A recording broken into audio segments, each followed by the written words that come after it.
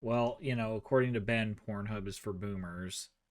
It's like, did I forget something? It's all Oh, about yes, that lotion. AI generated now. I don't know, man. Pornhub's for boomers now? Apparently. What do the boomers don't know how to use internet porn. I don't know, man. What are the kids whacking to these days? Well, Ben's apparently into that OnlyFans shit. See, I feel like that's the boomer method because you have to pay for it. Pay each person individually. For each titty. Yeah, you may as well just have cable at that point. Free cable porn, channel 99. Hey. That video you sent me, Gray. It's like watching porn is cheating. Why? Because you're watching other women have sex. Women?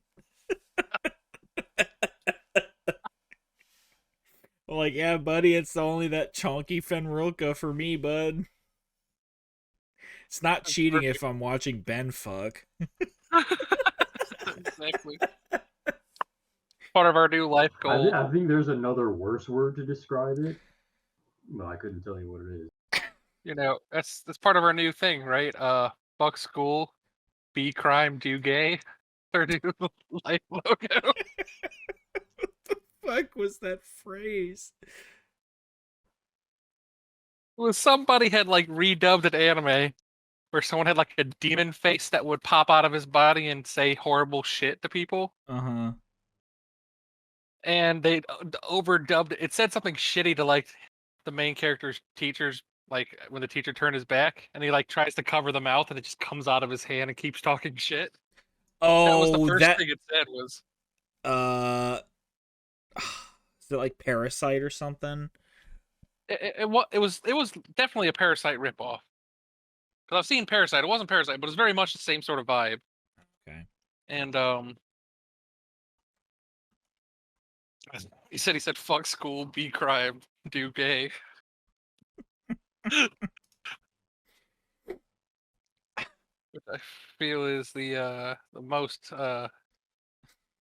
I feel like I'm the most qualified to live that kind of lifestyle, having played Emperor's Children as long as I have. You were sending me all those videos earlier, and I was over at Bonnie's parents' house, and her grandmother was sitting like right next to me, and I was like, I cannot watch any of these videos right now.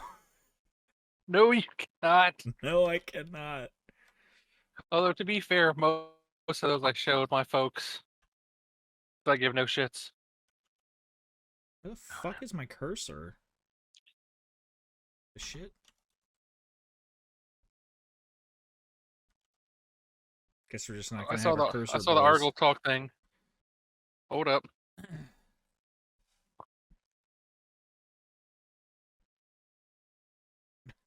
Yeah.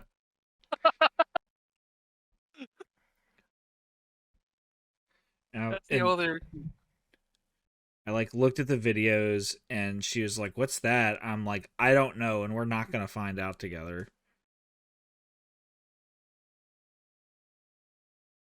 Hey, look, man. If she gives you shit, just tell her to cope and seethe. Need.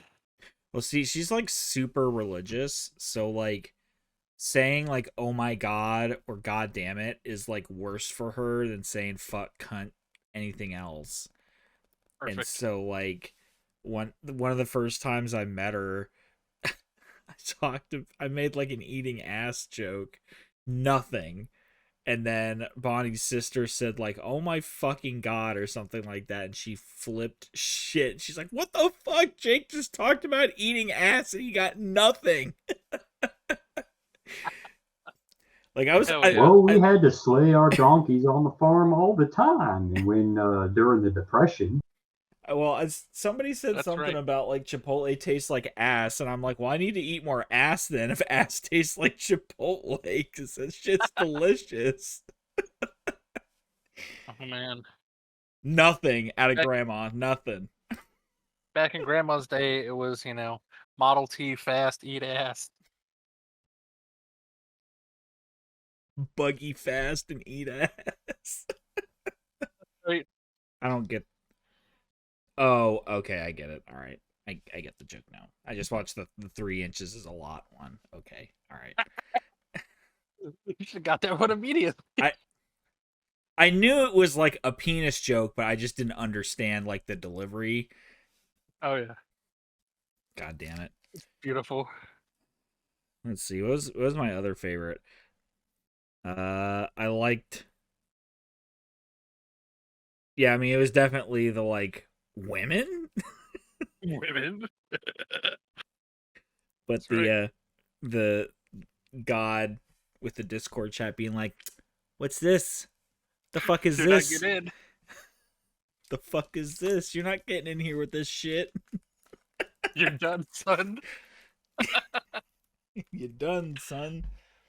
Oh, All yeah. right. So, Gray, you told me you won't do it. No balls.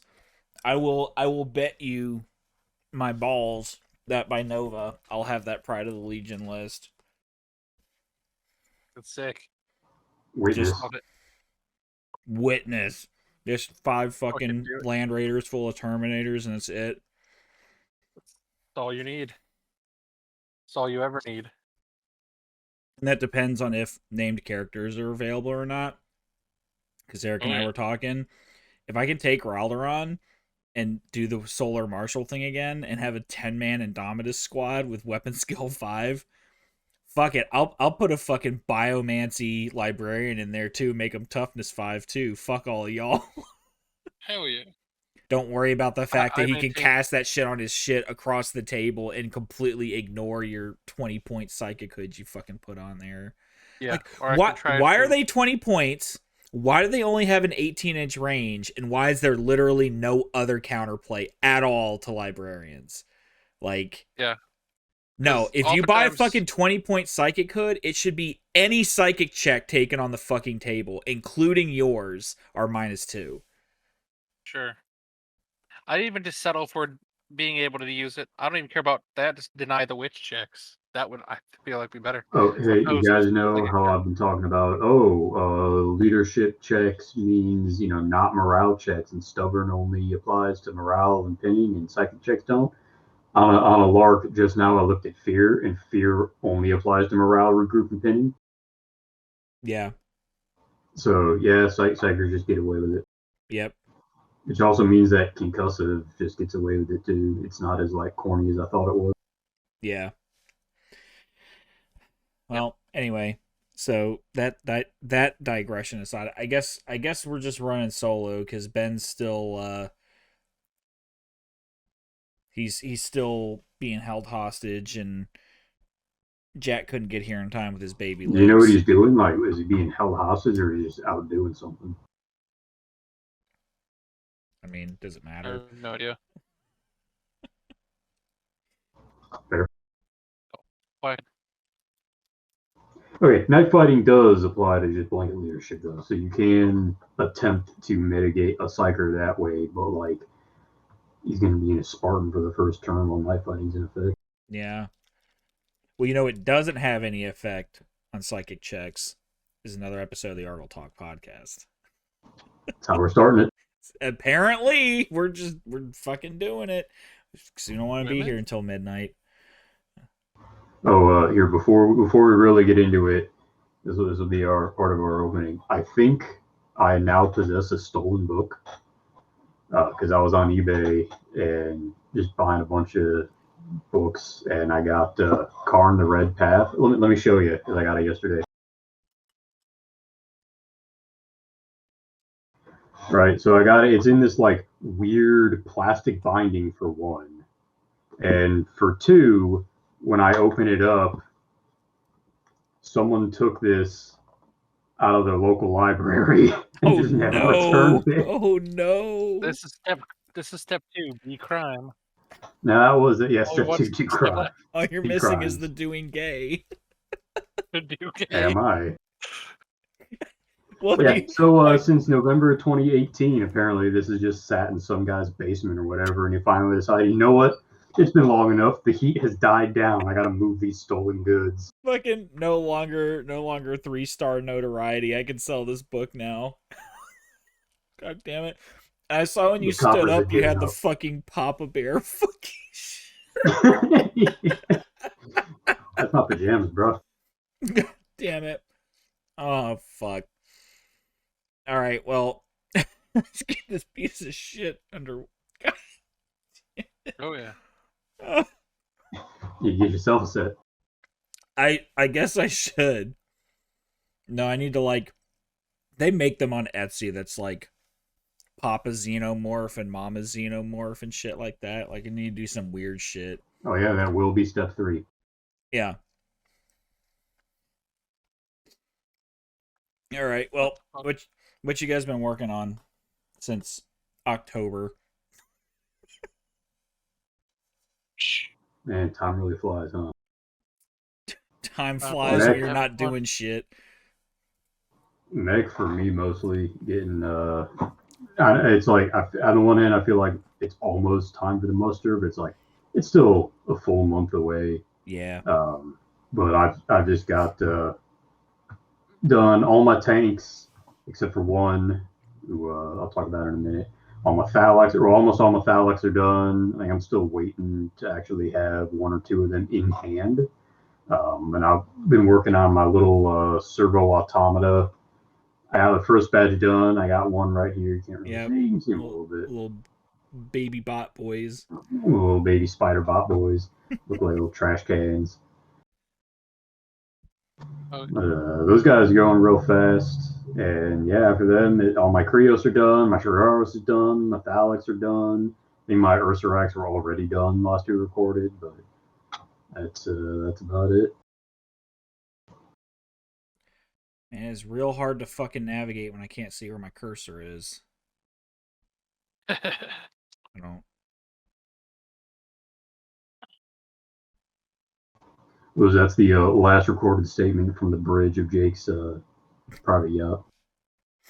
God damn it. I don't understand, like, where it is. Come on. Like, I can't do this whole thing. There we go. Jesus Christ. Alright. What I was trying to do was I was trying to look at my pictures to see what the fuck I've actually done. Because if I'm remembering correctly, it's mostly just been construction. I don't think I've really painted much Heresy stuff since October. It's all been building shit and painting non-Heresy related things. Because I already did the shit I painted for Christmas in the last episode. I was able to add it in retroactively. I guess I painted this Moritat for Ian. I'll have a picture of that, and probably by the time this goes live, it'll have been shipped already. Which I found out Ian apparently lives in Canada, so fucking great. It's gonna cost me like $30 to fucking ship it there. God damn it. But That sucks. But just been Yeah, building plus a the bunch fact you're of helping shit. out a Canadian. Yeah, I know, it's fucking. But I just mostly been building shit for the word bearers. Been building tanks and dreadnoughts and just tinkering with the list and figuring out what I want to run. And I think I'm at a good spot with it where I'm happy with the list. It's not like super cheesy. It's muster ready where it doesn't have any named characters or anything like that. But not gonna be able to go to the muster this year anyway, so rip. So maybe for Call to Arms 2023, I'll have that Pride of the Legion list ready. Just rock up, drop 5 Land Raiders on the table, refuse to elaborate further. Such a Hell dumb yeah. list. Like, that's one of those dumb meme lists that's either gonna, like, be completely unfun to play against, or I'm just gonna get fucking rolled. And, like, I don't feel like there's any middle ground there. But, anyway, I'll talk more about that later on. But, what you been up to, Grey? I have been working on like, let's see, I painted Rich's whole World Eaters army, and that turned out to be, the community World Eaters army that has passed hands many times. Yep, that was my World Eaters army. Yeah, I got that up to snuff. Ended up being 2 Contemptors, 2 Leviathans, a Spartan, a Dreadnought Drop Pod, which is the Dreadnought Drop Pod is my miss of the week for the rest of my life. Yeah. Permanent piss of the week. Yeah. 10 Terminators, 60 dudes. It was like 3 days at Ram Ranch, man. I don't know what to tell you. So I painted that up. And I've been working on my my Ultramarines in the background here. Trying to get those ready for this February's event. Yeah, which Almost is done. what muster is when we're talking about muster. It's mid-January, and we got an event coming up mid-February. I guess it's technically closer to the end of February, but whatever. So it's the Williamsburg muster, which I think Ben said as of a couple days ago that the event's sold out now. So Yeah, I saw that. good for the boys. Oh yeah. So I got that, and I'm almost done. I gotta get 2 Land Raiders from Ben. Quick paint those, and I'll be pretty much painted. Yeah. One thing I forgot to mention, I just got in some Montana gold spray paint to like paint terrain with. So I'm gonna see if I can get a table of terrain painted for the event, because I need to paint it for myself anyway. But then also we want to be able to put up pictures for Death Ray Designs, who's one of the like pseudo sponsors of the event. So that'd be cool. Got some. Oh yeah. I tried to do like the mint green shit that I've got again, except like acrylic paint, so I can actually paint oil streaks and shit over it without fucking it all up. But didn't really quite turn out that way, but that's all right. I'll make do. It'll look fine. It'll be fine. Who's got a pick of the week? Yeah, I got one. I said I've been, doing a lot of reading. Some of that's been Black Library. A lot of that's been Siege of Terra, and finally finished up Warhawk last week. And I gotta say, like, sure, maybe it's like a bias because it is about White Scars, but goddamn, is Chris Rate in that book just chef's kiss. That's a really good one. Yeah. Like I think, and me and Jake talked about that a little bit. Like Chris Rate might just be the best, at least like consistently, that Black Library has to offer. Like he doesn't have the spread that like Dan Abnett or ADB have, but every single thing he puts out just hits all cylinders. And the characters, the plot, the relationship between characters, and all that good stuff. Like it's all well developed. It doesn't get into like wank territory that certain other authors do sometimes. And there's no like weird, quirky characters. That's like, Sevatar or someone. But yeah, that was a really good book. I just finished the Great Angel, the Sanguinius Primarch novel that he wrote, and yeah, I can second that. It's pretty good. It's like I like it when a book is centered around a legion and it's not just like a jerk off fest for that legion the entire time. Yeah. So like for example, Scars for White Scars doesn't really paint them in the best light, really. Like they're a troubled legion. But it was still very compelling and still made me want to play a White Scars army. Yeah, even the Collins Primarch book, it sheds a little, gets under the hood a little bit, but even so, there's like, oh yeah, he's, not the, most pure heart, whatever, in his book either. No, he's kind of a dick. Yeah. I love that shit when he's like, what do you take me for, some kind of idiot trying to sell me these bullshit Glorianas that you fucking mass produced off the fucking line? Yeah. You're gonna go back, Let's you're gonna see. do it again, and you're gonna do it right this time. Yep. Goddamn. Bitch. Bitch. Oh yeah. I don't know, man. I never read any Black Library books because I don't know how to read. So That's fair. Yes. That's fair. He like reading's for he squares. does the Emperor's Children thing if he just snorts some warp dust and he just is shown a spirit quest of like what he needs to know. Doesn't read Yeah, all my anything. lore Okay. via memes. My pick of the week is realizing that in Pride of the Legion you can take Indominus Terminators as line scoring, line compulsory troops. Or well, I guess I guess you can take them as compulsory because they lose support. I was like looking through the FAQ and just kind of seeing, looking through the legacies, the newest version of the legacies, and saw that you can just have 6 Indominus Terminator squads as your scoring troops choices in Pride of the Legion. So I proceeded to write a Pride of the Legion list that's just 5 squads of Terminators and Land Raiders. Just fucking deal with it. Indominus Terminators seem cool. Like they are definitely like the middling option of Cataphracti and Tartaros.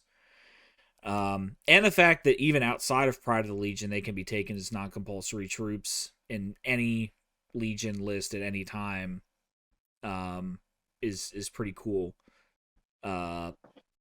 They are cheaper than Cataphracti, but they still have heavy. Basically, the only difference is they're Cataphracti with 5-up invulns and can still sweep. And come stock with Power Fist. And come stock with Power Fist. Like that is not to be off written. It ain't nothing. Yeah. So the thing becomes when you're basically paying, in my opinion, you pay the points to give them the Proteus Storm Shields, which give them a 4-up invuln save. So then you're paying the same price as Cataphracti with Power Fists, but you're losing the combi bolters, which, okay, sure, whatever. I don't know that combi bolters have ever made or lost me a game before, but you're getting Cataphracti that can now sweep, and you can take that as a non-comp troop choice in any Legion list. So I'm working on building at least one squad of them right now to just be able to slot in anywhere.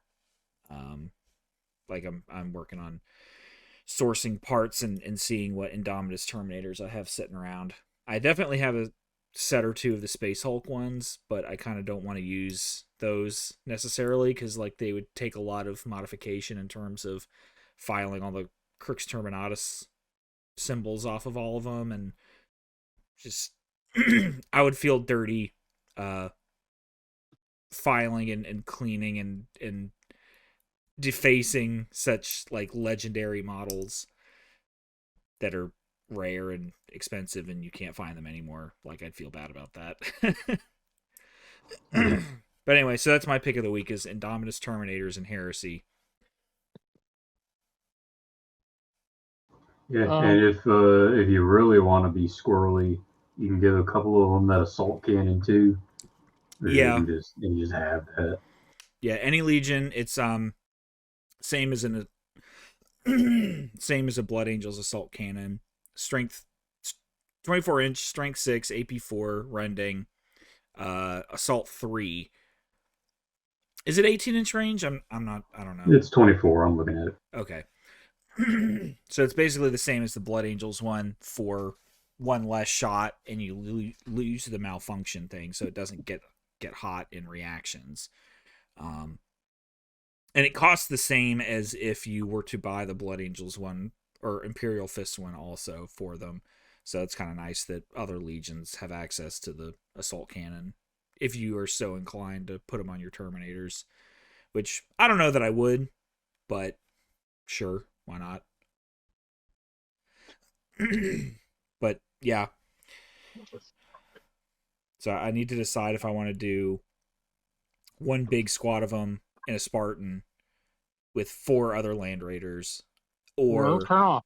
do 5 squads and 5 Land Raiders and have some points for giving them all shields and maybe a character. But yeah, like the Storm Shield Power Fist is pretty cool, and you can give them Thunder Hammers for 5 points. Like that's Thunder Hammers and Chain Fists are only 5 points on them, which is pretty good. So you said Dreadnought drop pods are your permanent miss of the week, but it's your miss of the week this week. Your computer. Miss of the week. Computer shitting the bed during podcast. Did you have a pick? I did prior to this. I put it on our Facebook group, but we'll send some pictures to you guys from the video later. But it's Poseidon miniature painting, I believe is the Instagram handle. Mm-hmm. And they did a Iron Warriors Spartan, and they absolutely put an Anbaric claw on the back of it, and I love it. Nice. I feel like big old Steam Shovel claws should be on more things in Heresy. Yeah, and it's very nicely painted too. Yeah. And the pintle-mounted heavy flamer for the true Giga Chad move. Oh yeah, it's fucking great. Oh man, should absolutely do that on my Blood Angels Land Raiders. Just put twin-linked heavy flamers on them. Just be like, get fucked. I was thinking about this. In that Pride of the Legion list, I'm gonna absolutely be ram ranching people with those fucking Land Raiders, because in Blood Angels they're strength 8 ramming hits, so they're IDing anything that fails that armor save. Yeah. So like, well, get fucked. 3-up shroud this bitch. There's a fucking Land Raider. Yeah. You should talk to Eric here about ramming. How well that goes.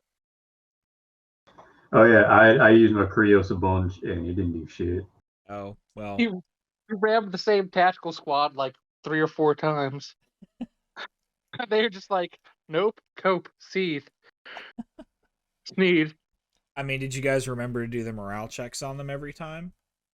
Of course. They passed. Morale 10, bud. It's a beautiful thing. It really do be like that sometimes. It'd be like that, exactly. I do believe, actually, now that you mention that, I do believe that Eric and I figured out that that's not how your army works. Now that you mention that. Is this like this was your Ultramarines, right? Yeah. Yeah. I think it's for morale and pinning checks, isn't it? It's for regroup checks. If it's the Aegis of Wisdom Warlord trait. So if they can draw line of sight to the Warlord, when called upon to regroup, you use the Warlord's leadership characteristic for that test. And then if they pass their regroup check, they can behave normally. Which is still really fucking good. But it is not army-wide leadership 10. Yeah, you have to play baseline Mortal Humans if you want to do that. Yeah. Although, to be fair, I don't think on any of those checks they even got close. I mean, that's fair. Like, you know, if you're rolling piss on your leadership checks, then that's fine. It's the only way I roll, man. Piss. Yep. I mean, sometimes rolling you low. Roll like 3 snake eyes for different various morale checks. Yeah. Although I tell you what, I picked up and rolled real good when it came to initiative checks. 6s all day, baby. Boxcars. Nothing but. Nothing but net on the fucking blind checks.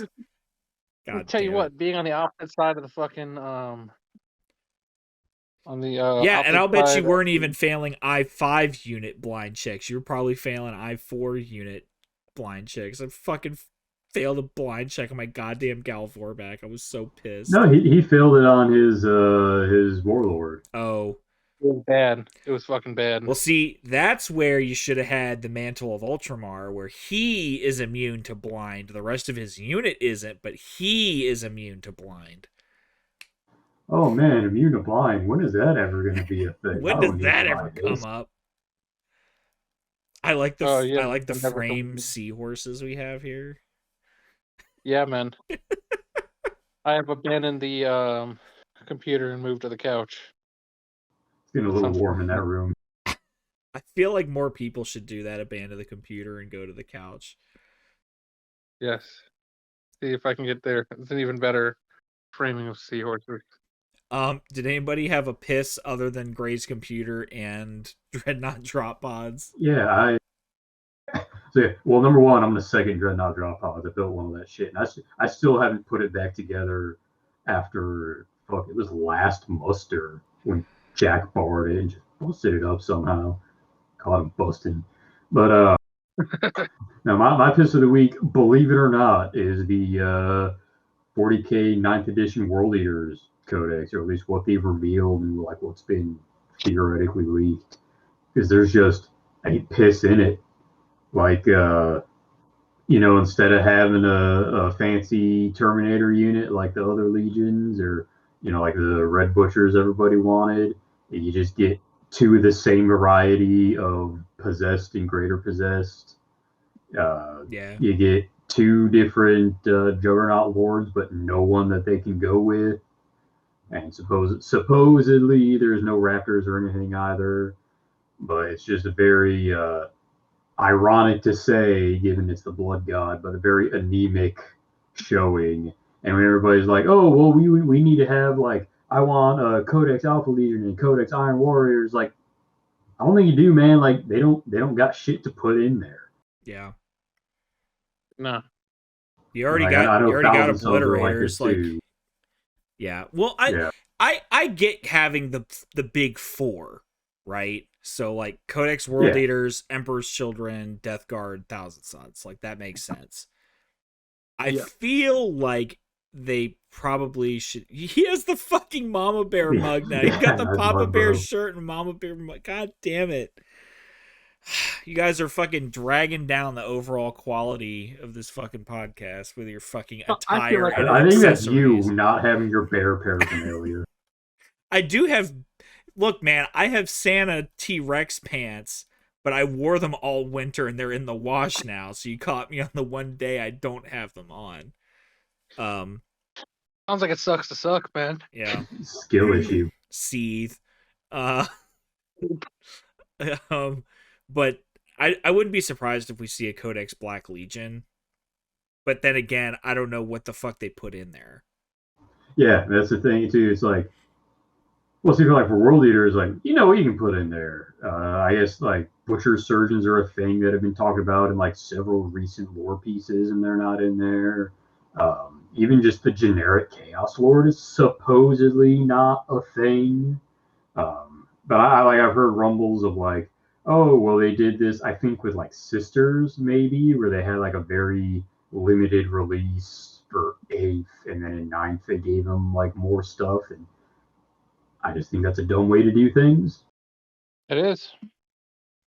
I mean, it's not dumb if you want to make money. Yeah.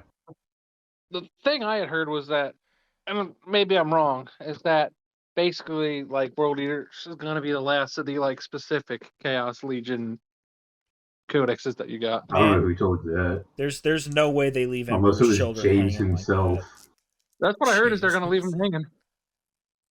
That is the intent. Maybe a 9th edition. As the company goes towards a more kid-friendly sort of vibe. I don't know. Have you seen some of the Slaanesh stuff they've released in the past couple of years? Like, it's not like titties hanging and dicks hanging out, but it's like Slaanesh is still very much a thing.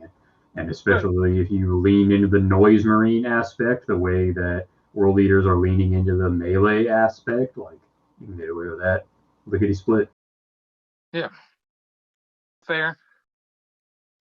I'm gonna go underneath the desk. I'm still here. I'm still talking. Just marvel at this chair while I go under this desk. Chair stream. It's a nice fucking chair. Chair porn. In before Gray, you need to gets bring swatted. that gaming chair to the store, and then you'll actually play better with that sweet gaming chair. I am. I don't think I had a piss, so whatever. Well, are we going to we ready to roll into the main topic then? Well, Gray's basically AFK. I'm here. So what we want to do this week is nothing really going on. Didn't really have a particular thing we wanted to talk about, but we just figured since it's been kind of spotty releases for us and it's been a while since we've kind of had a purpose or a direction, we just figured, AOD 2.0 has been out now for 6-7-ish months. We've had it for longer than that, but it's been fully released to the public for 6 months or so. So we just want to kind of do like the state of things, state of play, state of the union, state of the heresy, and just kind of talk about things that we like, things that we think could still be improved upon, things that we've noticed in our games and in general, and just kind of talk shop and just kind of get our opinions out there, because everybody's got one that needs to be discussed ad infinitum. So did anybody want to start off with anything in particular? Because I think there were a couple things that we might all have in common as far as... so as far as just like general stuff, I think is in a good spot. I think in general, now that I've seen it more and in larger games, I think reactions on the whole have been pretty good. They're not too bad. I do still think that like return fire is a little stronger than maybe it should be. But overall, I think it's good. I think night fighting is like great this edition, and I don't say that just because I get to ignore it a lot. I think the actual mechanic gives you something to consider and plan for, and the means of mitigating night fighting, like augury scanners and nuncio boxes, are also useful outside of just wondering if you're going to have to do night fighting stuff. Yeah, absolutely. Augury scanners in particular. I agree regarding night fighting. I also agree regarding reactions. I think they're a great addition to the game. They feel good. They are adding a whole other layer of complexity to your games that you play. Like when I was playing Greye a couple weeks ago, his Ultramarines, I had to be really fucking careful with what I shot at with that fucking unity of purpose reaction available to him with his fucking Fulmentaris. Oh, yeah. I had to think real hard about what I was shooting at and when. And that is something that I think is a fantastic addition to the game, as far as having to target prioritize in the sense of picking when I shoot at stuff, not just what. Like the order matters more so than I think it ever has, and I really like that about reactions. Specifically talking about the shooting phase ones, obviously, like the movement phase ones are nice, getting to kind of reposition a little bit one way or the other, and the assault phase ones are kind of what they always have been. You've always had Overwatch available to you, but obviously because it's stronger now, you only get to do it once or twice, depending on your army. I don't know. I think that the hold the line reaction needs something. It doesn't quite feel right in terms of, number one, when do I take this instead of overwatching? Number two, if I'm on the receiving end of getting held the line against, does it just shut my entire army bonus off? And third, well, that's actually pretty clearly spelled out in any given legion. It'll tell you like Emperor's Children and World Eaters will say even if the charge is disordered, for example. Right. But I'm saying, like, is that a good thing? Like, should my entire army rule bonus just get turned off because you disordered my charge? Like, Oh, fair. And I got a thing that I'm gonna mention about that getting turned off. But yeah, like it's tough. And the thing about like mitigating those reactions is that it is more frequent. Like even when I play World Eaters, it's more frequent that I'll have only one or even two, because there's plenty of two assault phase reaction warlord traits that are worth taking, that like it's real easy to just get whatever you want out of that. yeah. And like Versus like return fire and evade. the risk reward there is obviously it's very risky if you end up failing that leadership check and get caught anyway. But I've only ever seen it get failed and the unit falls back when it takes them out of charge range. You're welcome, Jake. Like, yeah, because you gotta go 2d6 fallback, and then you're already 2d6 inches away when you make the charge. Keeping in mind probably a 6 or 7 inch charge, and then they fall back. Right. Well, and keeping in mind that you get to choose this after your opponent rolls their charge distance. So if you're 6 inches away and your opponent only rolls 8 inches on their charge, yeah, hold the fucking line, because then if you fail that morale check and you fall back, odds are you're probably falling back more than that 2 inches, and like, bye-bye, fuck off, eat shit. Yep. Or you're 10 inches away and you roll boxcars on your charge and somebody fails their morale check and falls back 2 inches out of your fucking 12-inch charge range that you rolled. Or they blinds you and then charges you next. God damn it. Like, anyway. Oh, so yeah, there was a lot of coping and seething that day. So yeah, I agree with reactions. I think just in general, the game's in a good spot where it feels good to play it. Nothing. Well, I mean, and with the caveat that our local gaming group is usually got a pretty good bunch of guys to play with that aren't trying to break anything or trying their best, cutthroat gaming or anything like that. So, or at least we'll tell you when we are, and so you can prepare. Yeah. Like, just in general, the game feels good to play, and there doesn't feel like anything that's obscenely crazy broken just universally. Other than maybe Interceptor. I think Interceptor is a big problem. It is way too easy to get, way too hard to work around, and makes like an entire play style pretty much invalid.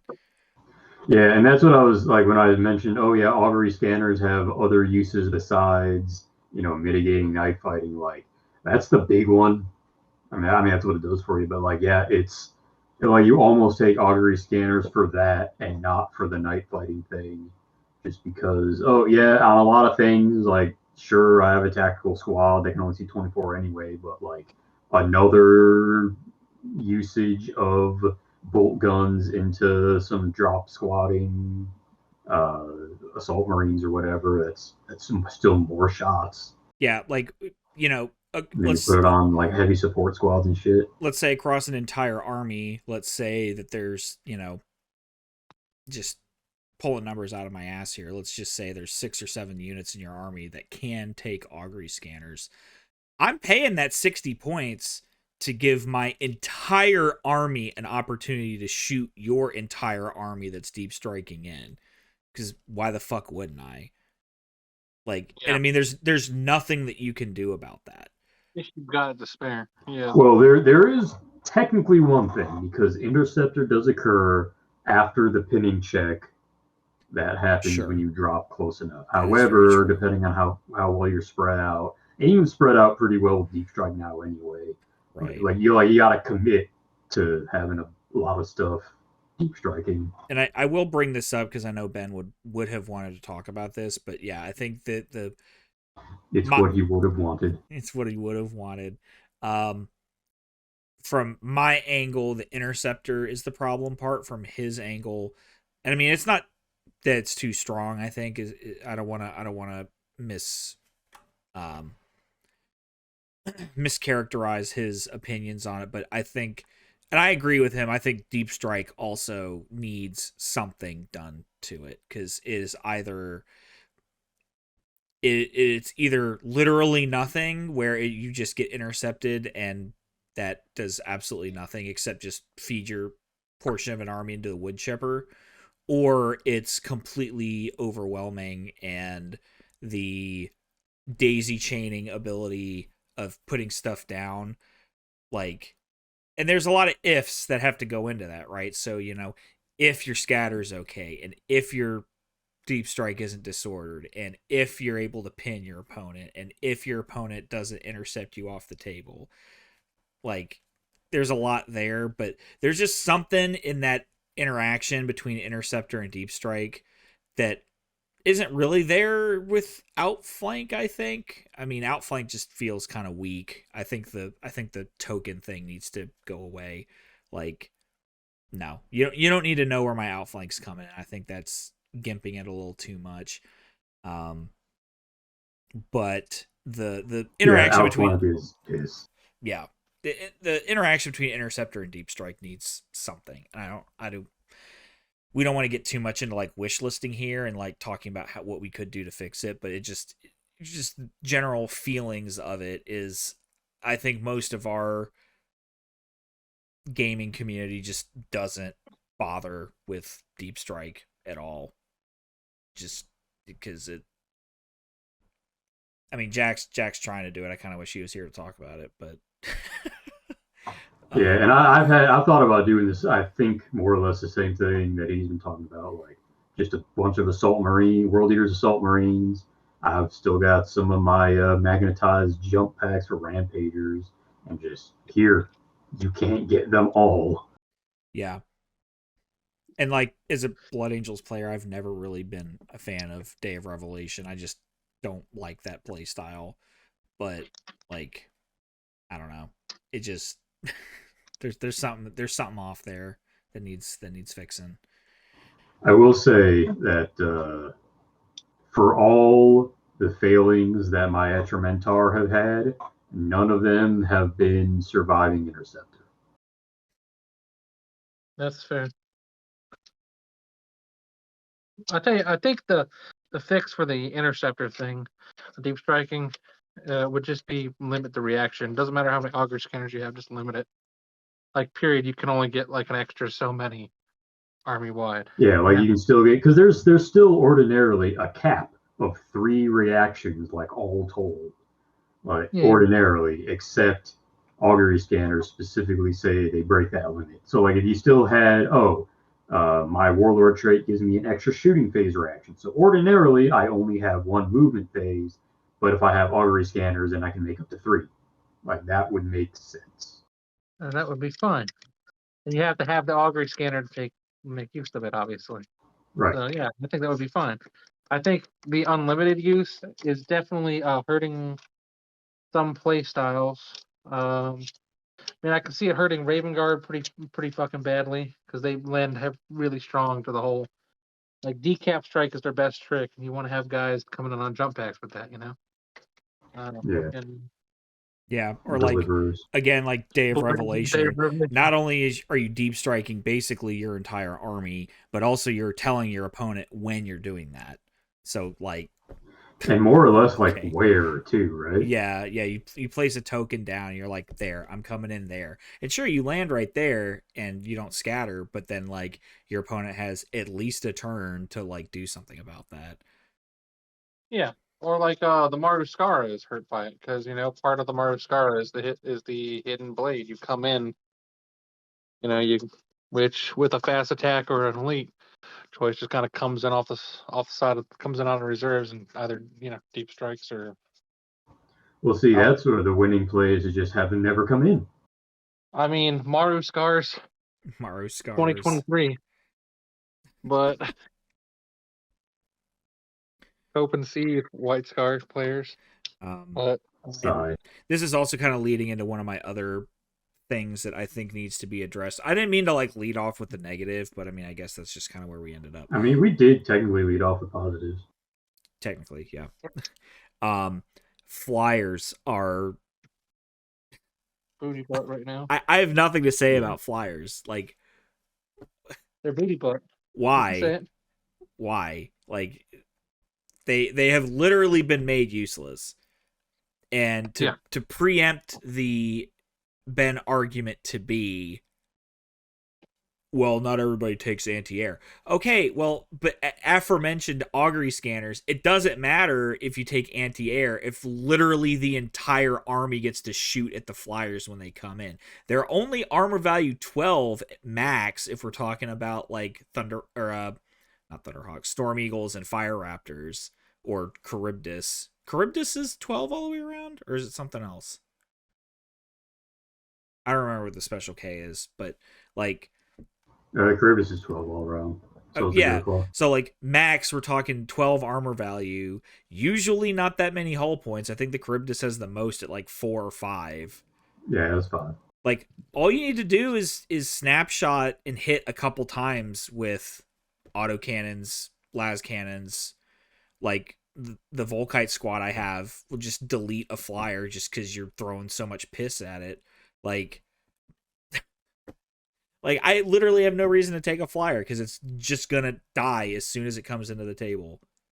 Yeah, not to mention that every dread and their dog can take a helical targeting array. Like, it's not just, a Mortis pattern or a Deredeo anymore. Just regular ass contemptors. So if you know in advance, oh hey, my opponent has a flyer that is going to attempt to come in, turn 2, you just turn it on and wait. Fulminatars can do it too. Yeah. Well, we're not going to talk about Fulminatars. Do they get Skyfire? They get I think they do. Yeah, they get some. It's like they give up moving. They get like Interceptor. Well, that's their night vision and like guided fire thing. Yeah, I think it also they do not get Skyfire. I think it also does give them the free interceptor reaction though. So like, okay, just splinter shell that motherfucker. Like throw 40 strength 5s at it. And no, it doesn't. It's just that they can make interceptor without line of sight. Oh, okay. But I'm okay. Sure. Yeah, just flyers feel bad, and that's not okay. Like, no, I don't know why we can't seem to figure out flyers where like we can't seem to figure out putting them in a good spot. Either they're usable or they're not like overwhelmingly strong. So before we move on to something good, I have one more thing about flyers. Is so I've used the Charybdis. I brought it to Call to Arms, and I've played it a couple times. It's like ordinarily. It has yet to be destroyed before discarding its payload. However, at this point, like that is only because it has 5 hull points. Like a Storm Eagle or even a Fire Raptor, if they still have 4, would have gotten shot down. Yeah. But then, like, speaking of, talking about like, flyers or feel bad is, the fact that in the most recent FAQ, they made it so that despite having assault vehicle and putting deep strike on there like it actually needs to have, they made it so that you cannot get out of an assault vehicle and charge on the turn you deep strike. Just because. Feels bad, man. Because you pay for a flying land raider that gets intercepted with much less survivability unless you make it zoom, in which case you crash and burn and everyone dies. And then and then you're waiting out of it anyway. Minimum turn 3 rather than the way I was rolling at Call to Arms, those guys wouldn't have been charged until turn 5. Yeah. All right. So, what do you guys think is in? Okay, yeah, go. Before we move off flyers completely, I will say one thing that feels good about flyers is the Xiphon got a lot better in this edition. Holy shit, did it get better. How's that? So it went from 205 points in first edition to like... It's like 115. It's 105 now. Yeah. So it dropped 100 points.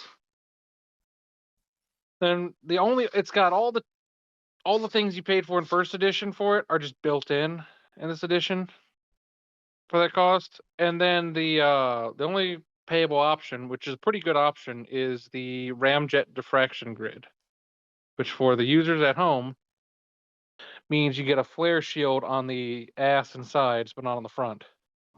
The Ram Ranch diffraction grid. Ram Ranch. Oh yeah, and it has a fucking rotary missile launcher. Was that AP2 last edition? Because it is now. No, it was like I think it was AP3 or 4 AP3. last edition. Yeah, it was like Strength 6 AP3 last edition. Yeah. And it has, so it's really fucking good. And it has the Talons of the Legion rule, which, as if flyers needed any more threats, it can just sit in reserve, and when an enemy flyer comes in, it can just also come in and shoot at it for free. Like, okay. Yeah. Okay. So, like... And since you're doing it in your opponent's turn, no interceptor.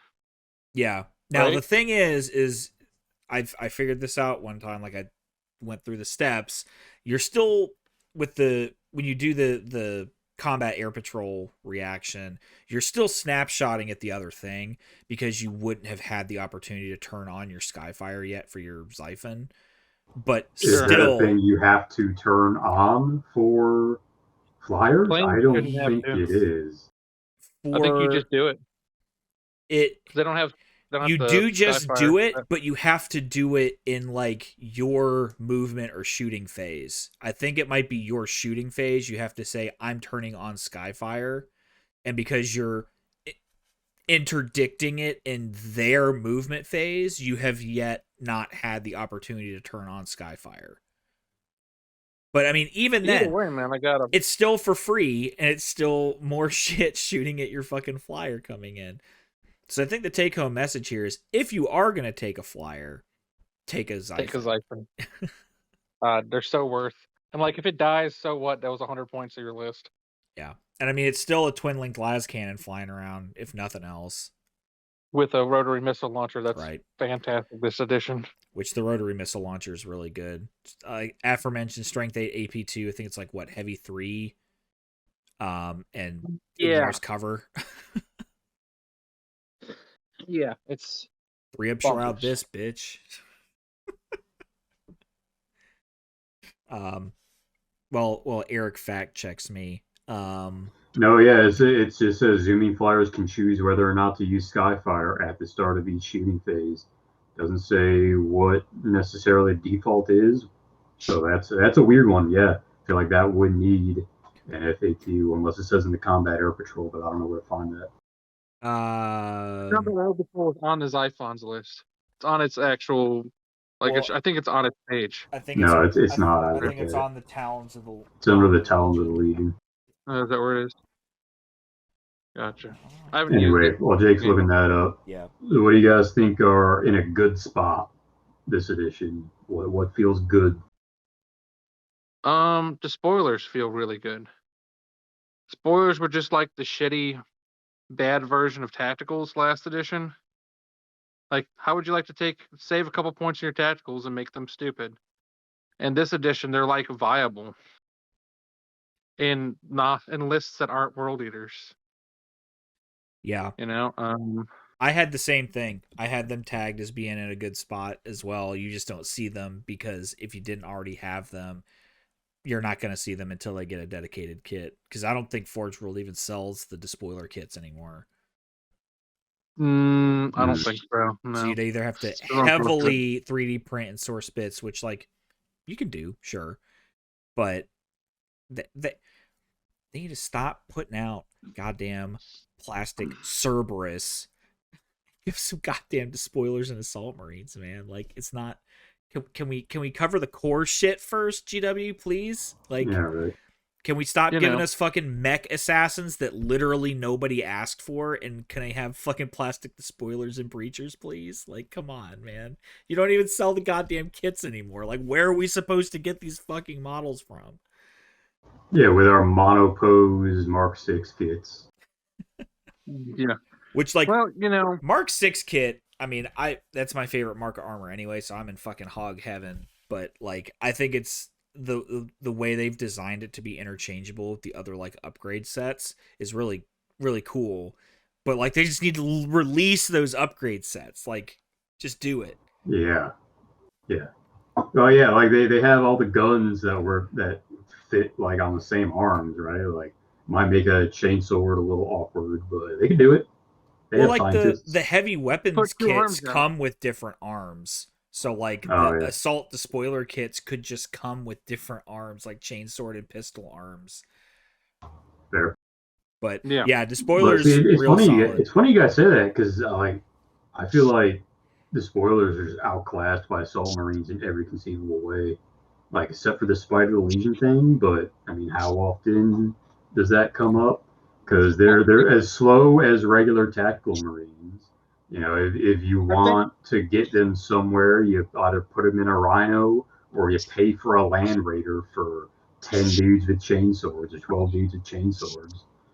But and I mean, a couple of power weapons. I just take massive blobs of assault marines and get there.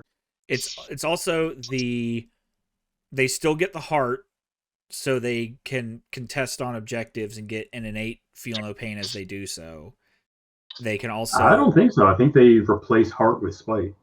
They get they both tacticals and despoilers both get heart, and then tacticals get fury, and despoilers get spite.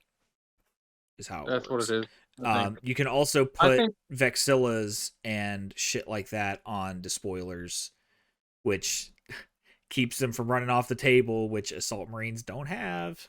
Yeah, that is a feel bad that you can't put Vexillas on there. Fucking 3d6 right off the table. No, they're only 2d6 now. Oh, okay. Even if you pay for the Rhino, so you get well, but then so you get in the Rhino, right? The Rhino's cheap, and then you pull up to your turret, you get out, and then there was no ramp on that Rhino. Sorry guys, we got to sit here for a little bit. So I definitely agree with you in the sense of they are outclassed as assault troops. But I think they hold better than assaults do. They hold better, and they're more of a responsive skirmishing unit that are a little stickier than assault marines. Fair enough. So, I think they fill different roles. But in terms of last edition to this edition, I think Despoilers and Recon Marines had the biggest glow ups as far as fucking went from literal useless piss to like, if not busted near it and or just flat good rather than we can find a niche for them. Like if I had kits for them, I would probably replace my tactical squads with the spoiler squads in my armies that use them. Just stick them in a rhino, have them go fuck off wherever they're gonna fuck off to. Even if I just have them sitting on an objective, like okay, fine, I've got an apothecary in there with them. They've got heart, so they're sitting on an objective. They got 4 up feel no pain on that objective. So you either have to dedicate a piss load of firepower to take them off of it, or you have to come and kill them off of it, which, okay, you've just now assaulted chainsword guys. Like, a piss load of attacks. Yeah. Usually a couple power weapons buried in. And they are cheaper than assault marines by a lot. Well, that's true. Because they're not as mobile. They lack mobility. Right. You're paying, so if you put them in a rhino, and you put your 3 power weapons in there, the artificer sergeant, you're at like $170. I think you're $145 base for assault marine squad. Something like that. Yeah. So then to put just 3 power weapons in the assault marine squad, you're up 5 points. Now, yeah, you are more mobile, but you got 10 dudes in a tank who are arguably more survivable. Mm-hmm. So it's what you want to get out of them. Whereas in first edition, you didn't take the spoilers because for 20 points, you could just have your tacticals do both jobs. Right. which you still can. Well, they were 1 unit entry back then. Also true. Yeah, they were. And you still can have your tacticals do both. It just costs you 50 points to give your tacticals chain swords. Yeah, but chain swords are a lot better because they have fucking shred now. Like, and you don't get that sweet Spite of the Legion. Right. Yeah. Which, as Eric said, that's kind of a corner case. It's kind of a niche case. But let me paint you a picture. You've got your terror assault stuff, and you've now pinned the fuck out of that unit, and you had some just the spoilers just hanging around sitting on an objective. Now they absolutely go in there and delete whatever that unit was. I don't care. I mean, Spite of the Legion Terminators. is pretty much like 1-to-1 almost, I think, with what Bloody Murder is. Sure. So you could potentially stack that in the right circumstances, like if you had Kurz in your army for some reason.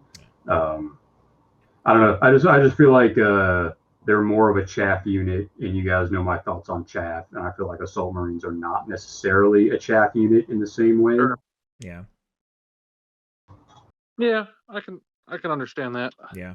Well, like the way I use Assault Marines in my Blood Angels list is like they can be a dedicated assault unit, but I usually use them more in like sync with my tactical squad and a Rhino, just kind of pissing around, doing whatever needs to be done, sitting on whatever objectives, having a body presence somewhere.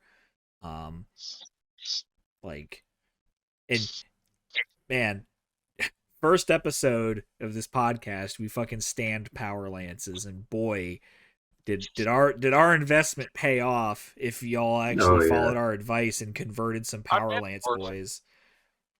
I ran power lances at Called Arms this year, and they did good. Everything they touched, they did good on. That's what I do with my tactical squad. Is I have an apothecary in there with a charnable saber, and then I have an artificer armor sergeant with a power lance. So I get into fighting other tactical squads. Obviously, they're not going to hold up to anything tough, but like just skirmishing with other units, I soak the challenge on the apothecary, who's now I5 with breaching, and then the sergeant also now goes at I5 and just pokes into the rest of the unit and kills 2 or 3 guys before they even get to say anything about it. Hell yeah. So those despoilers, you absolutely put power lances on the despoilers. 100%. I'll tell you what else got good this edition. It was already pretty good last edition, but got even better. This is Legion specific. Is Sonic Shriekers. Oh boy, do they get good this edition. Yeah. It changes the weapon skill. Yeah. Knocking the other guy down to weapon skill 5, or from weapon skill 5 to 4, when you have a squad full of, Phoenix Terminators or a command squad or Palatine Blades or whatever. Oh boy. Yeah, it's pretty major. Speaking of weapon skill, I think Eric, you had something to say about weapon skill. Oh yeah, I mean anything weapon skill 5 now or higher is in a really good spot. And conversely, like anything intended to be a melee unit that's weapon skill 4 is gonna hurt, especially if it's an ostensibly elite unit, such as Terminators, Legion Terminators, even some certain Legion-specific Terminators that I don't need to mention because I whine about them too much. Etriman Tarkov. Okay. But yeah, just that hitting on 5s when you're getting hit on 3s is rough. Feels bad, man. Yeah. So we were talking about this a little bit, that we're like, if veterans are weapon skill 5, we feel like Terminators should also be weapon skill 5, just like base. Like you were saying earlier about chaff units, I think Legion Terminators are pretty much chaff units at this point. Like, it's just something with a good save you put in the way to speed bump something. Yeah. Like, not going to stand up to your high weapon skill units anymore. Yeah, they definitely became, rather than like a staple spear tip unit, now they are definitely a bully unit that you buy them to go bully other lesser units which is like, Yeah. all right, great, but now I just spent 400 points on these Terminators putting them in a Land Raider because you don't want to fucking deep strike them or put them in a Dreadclaw. So you're putting them in a Land Raider. Yeah, especially because Dreadclaws don't have assault vehicle, or even if they did, it wouldn't fucking matter. Yep. So you're putting them in Land Raiders. So you're now paying 400 points roughly for a bully unit. Unless you're taking 5 of them as your entire army, in which case that's pretty, based on. It's pretty big. For real. No cap. No yeah, and then you have, or I will say that the weapon skill 5 stuff, most of the elite Terminators are all pretty good, as long as they're not relying on breaching 6 as their only fucking means of killing other elite Terminators like that's the expanded problem with the regular bog standard Terminators being weapon skill 4 is like legions like Emperor's Children for sure, and then like I believe Night Lords. They're elite Terminators, if they have weapon skill 5, don't always have access to that steady AP2 that Legion Terminators do. Yeah. So it's like, Crimson Paladins max out at 2 Power Fists in the entire unit. It literally says up to 2 Terminators may take Power Fists. Like, okay, thanks. Like. So then you're at a disadvantage to the other guys that are like, oh, we're weapon skill 5. We all have axes for free and can upgrade to Power Fists because get bent. Now, granted, Crimson Paladins have other things going on for them, such as being Leadership 10 stubborn, -1 to wound on anything coming in. So the best you can wound them on is a 3, even with like Dreadnoughts coming in with strength 9 shit. And they have innate in-baked feel no pain if they're outnumbered. So like they're sturdy, so they're not like necessarily supposed to be a, go in, assault, wipe the unit, move on type deal. But it just feels kind of bad that like I have to rely on rending 5+ power swords that don't have shred. So it's like, well, get to roll the wound the one time. Like, okay. Yeah, I mean, you can also give them generic power weapons, so like I could give them power axes if I wanted to, but sure. But at that point, you're spending. I guess it's not terrible, depending on what you have to spend for it. It's a free swap. They actually come with power weapons with a free swap to the Sunset Blades, which are the Sunder rending 5+ power swords.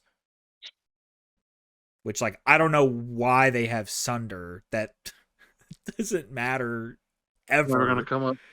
Like rhinos. I guess if you're popping rhinos with your Crimson Paladins, they are one of the few Terminator units in the game that have innate deep strike built into them. But again, I'm not fucking deep striking them. Yeah, especially in Day of Sorrows, you're not. No, well, yeah. Also that.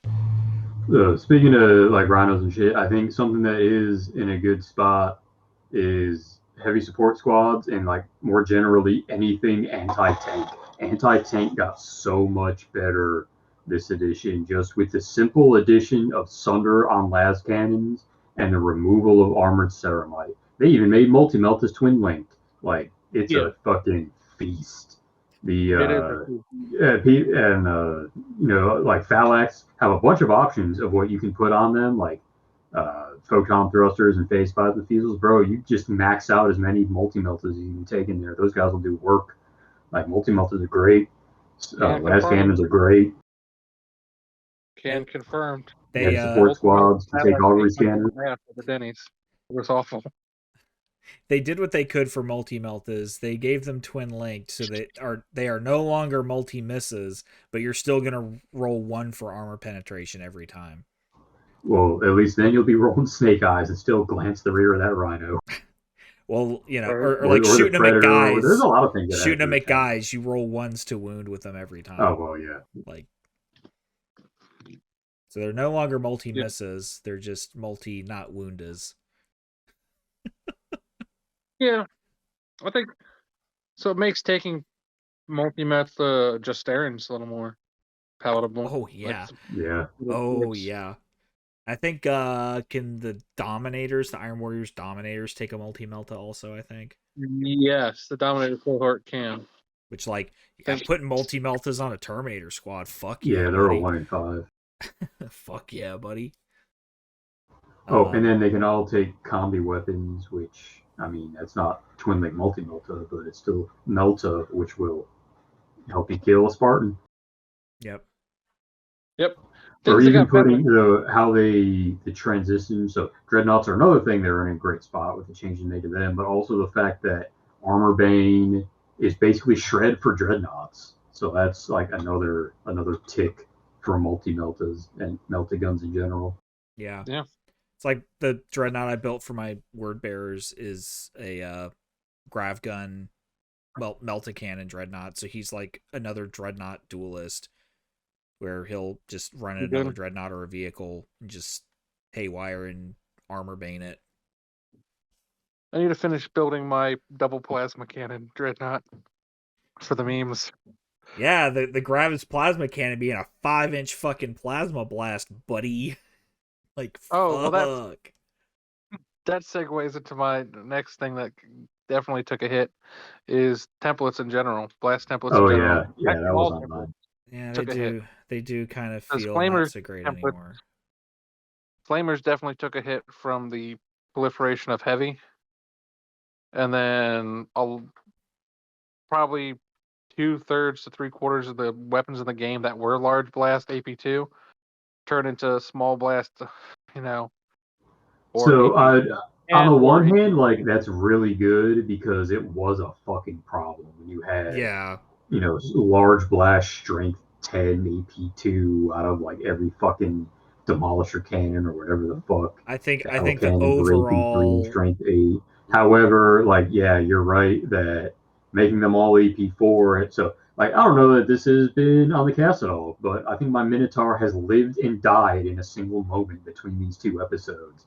Because fuck. Yeah. Like the Earthshaker is strength 9, still large blast, and even a shred, but it's AP4, and the Minotaur is 280 points, right?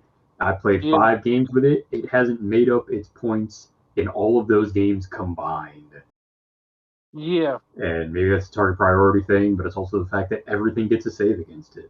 Yeah. I think it's definitely that everything just saves out. I mean, you were smacking me, you're landing it right on my stuff. You and I played, and I just didn't care. I just ignored it. Like yeah. It feels bad for the people and armies and units that use those weapons, but I think as Eric said, I think overall that was good for the game because I was going to shit a brick if I played one more fucking game where I just got Medusa shelled off the table. Like the overall lowering of the amount of ranged AP2 in the game, I think is perfection because man, that felt fucking bad.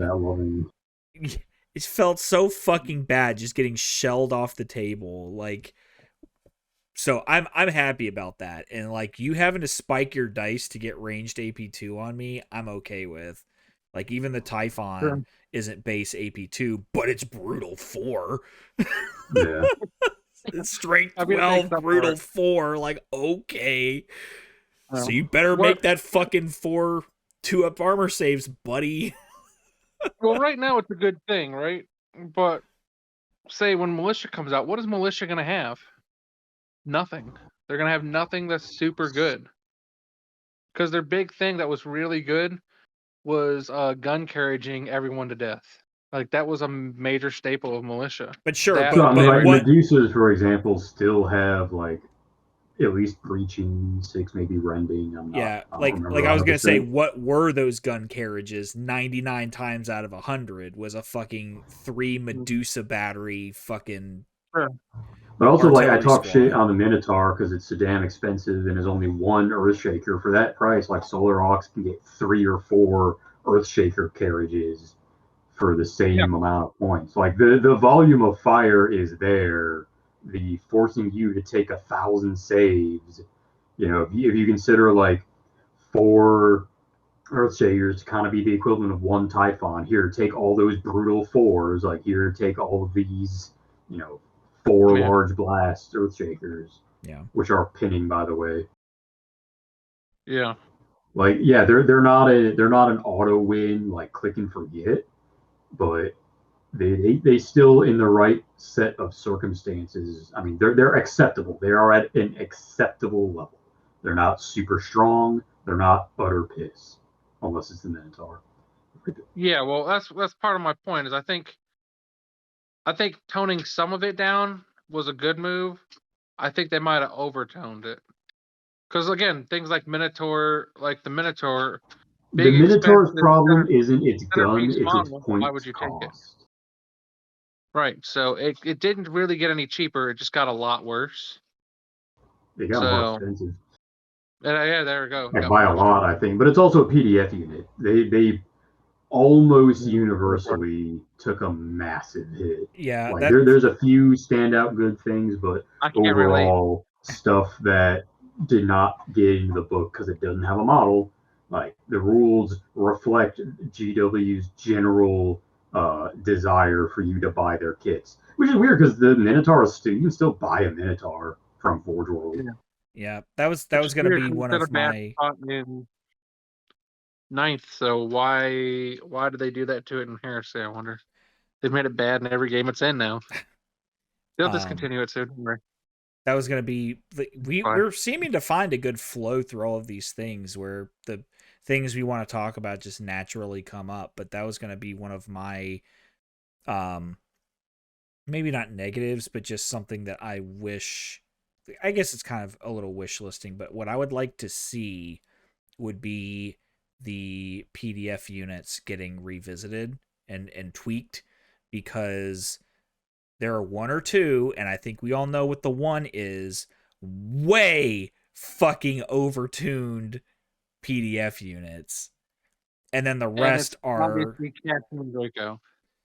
and the rest are really bizarrely bad. Like, and I know Okay, sorry. I was just standing the Indominus Terminators, and they're kind of nichey, but like, so they're one of the better examples. I think everything else is just like, what the fuck? What is Oh yeah, this? like every single Lord of War, like every Baneblade variant is 750 points, and the Baneblade doesn't even have armor 14. Yeah. Not with it. Um, and that also rolls into the exemplary battle units, because I think overall they're pretty not worth taking. Yeah, they literally bumped Atramentar from the weapon skill 5 they had on release to weapon skill 4, and that has really colored the things that I think about this edition and how it And plays. the reason that I Yeah. want them to get revisited is not because I want to use any of those units particularly, or that like I'm first off, my army still hasn't even gotten its fucking exemplary battle unit. Fucking Blood Angels are still waiting on theirs, so fucking whenever that fucking happens in before Sanguinary Guard. Um but Yeah, look at not it that as like I common instead. necessarily want to use any of those units, but like I want what I the reason I want them to get touched is because I want to see them get tweaked and rebalanced and revisited, because I'll tell you what, that those PDF releases have not filled me with confidence for fucking militia or demons armies that are supposed to be coming out via Gonna be better. PDF. If demons are fucking full Mentaurus and an entire army, I don't know if I'm going to play this game anymore. Like, Yeah, or if militias are just minotaurs everywhere, like right. yeah, it's gonna be sucks for the like Like, because yeah, there's not any official support for technically for demons. I mean, there's a kit here and there, and obviously the chaos demons that are There's usable in nothing. every GW system that has ever existed. but like, yeah, how many times do we have that conversation in the game store before second edition came out of like somebody being interested in Heresy, wanting to get into it using their demon armies from 40k or Age of Sigmar, and us having to Yeah, have the talk with them before they even fucking put models on the table. Like, I don't want to live in a world where that's the game still. yeah, And if they're gonna drop these pretty pissy, swingy one way or the other PDF units and then just never touch them again, I don't even want demons to come out, because I just don't want to live in a world where they're either ungodly busted or unplayable, because that's just not going to be fun. Like, why And can't we just get this right? Or if we don't get it right, why Everyone's can't we calling just Black Shield at fix this it? point. Like, Yeah, Black or Shield Black might Shield. be Yeah. crucible at this point. or Black Shields, yeah. I don't know. I don't know that So- we're ever getting Black Shield and Shadow Legions again. To be Yeah. perfectly I don't honest. think we will. Like that hasn't even been. I don't know that has been referenced. I think Black Shields might have been referenced somewhere. Yeah. Black but Shields were Shadow Legion referenced series, I don't know. in the Legacy PDF. I think That's they may the have only also place they've been talking about. I feel like Black Shields were referenced in this like list of factions in the main rule book. They might have been somewhere maybe. I haven't dug through the looking main real rulebook quick. enough to tell you. Custodes, Assassins, Ordo Sinister, Solar Aux, Mechanicum, Legio Titanica. Oh no, maybe not. I mean, maybe they're in here, like in something else. But yeah, so I don't know if we're gonna get Black. But like that's my main thing is I'm just concerned because I don't want PDF units to just get released into the world and then never touched again. Yeah. Because the PDF unit, they're showing the symptom that was already has been in Forge World books since 2012, which is book has things that doesn't work, we don't care. And at least on the books, there's some amount of like money being spent on that as a company, not just like here we're paying this guy's salary in a basement to go put together a Word document. Well, and like, you may feel one way or the other about it as far as the Liber Panoptica, but I mean, that was a fan-made supplement that was released on release with everything else on June 17th or whatever the fuck it was. That it, like, I mean, that was a group of people, including myself for a little bit of it, that were able to bring everything missing from the core books up to 2.0, continue to update it, and like, we're doing this in our spare time. What are y'all doing over there? Like, okay, fine. The team's not as big. The Liber Panoptica team's like 20 people max, I think, of like actual like lead writers on it. And sure, Specialist Games is what, 4, 5?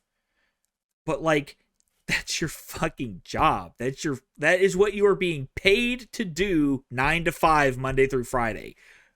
I mean, what Games Workshop is a multi-billion-dollar company, so yeah.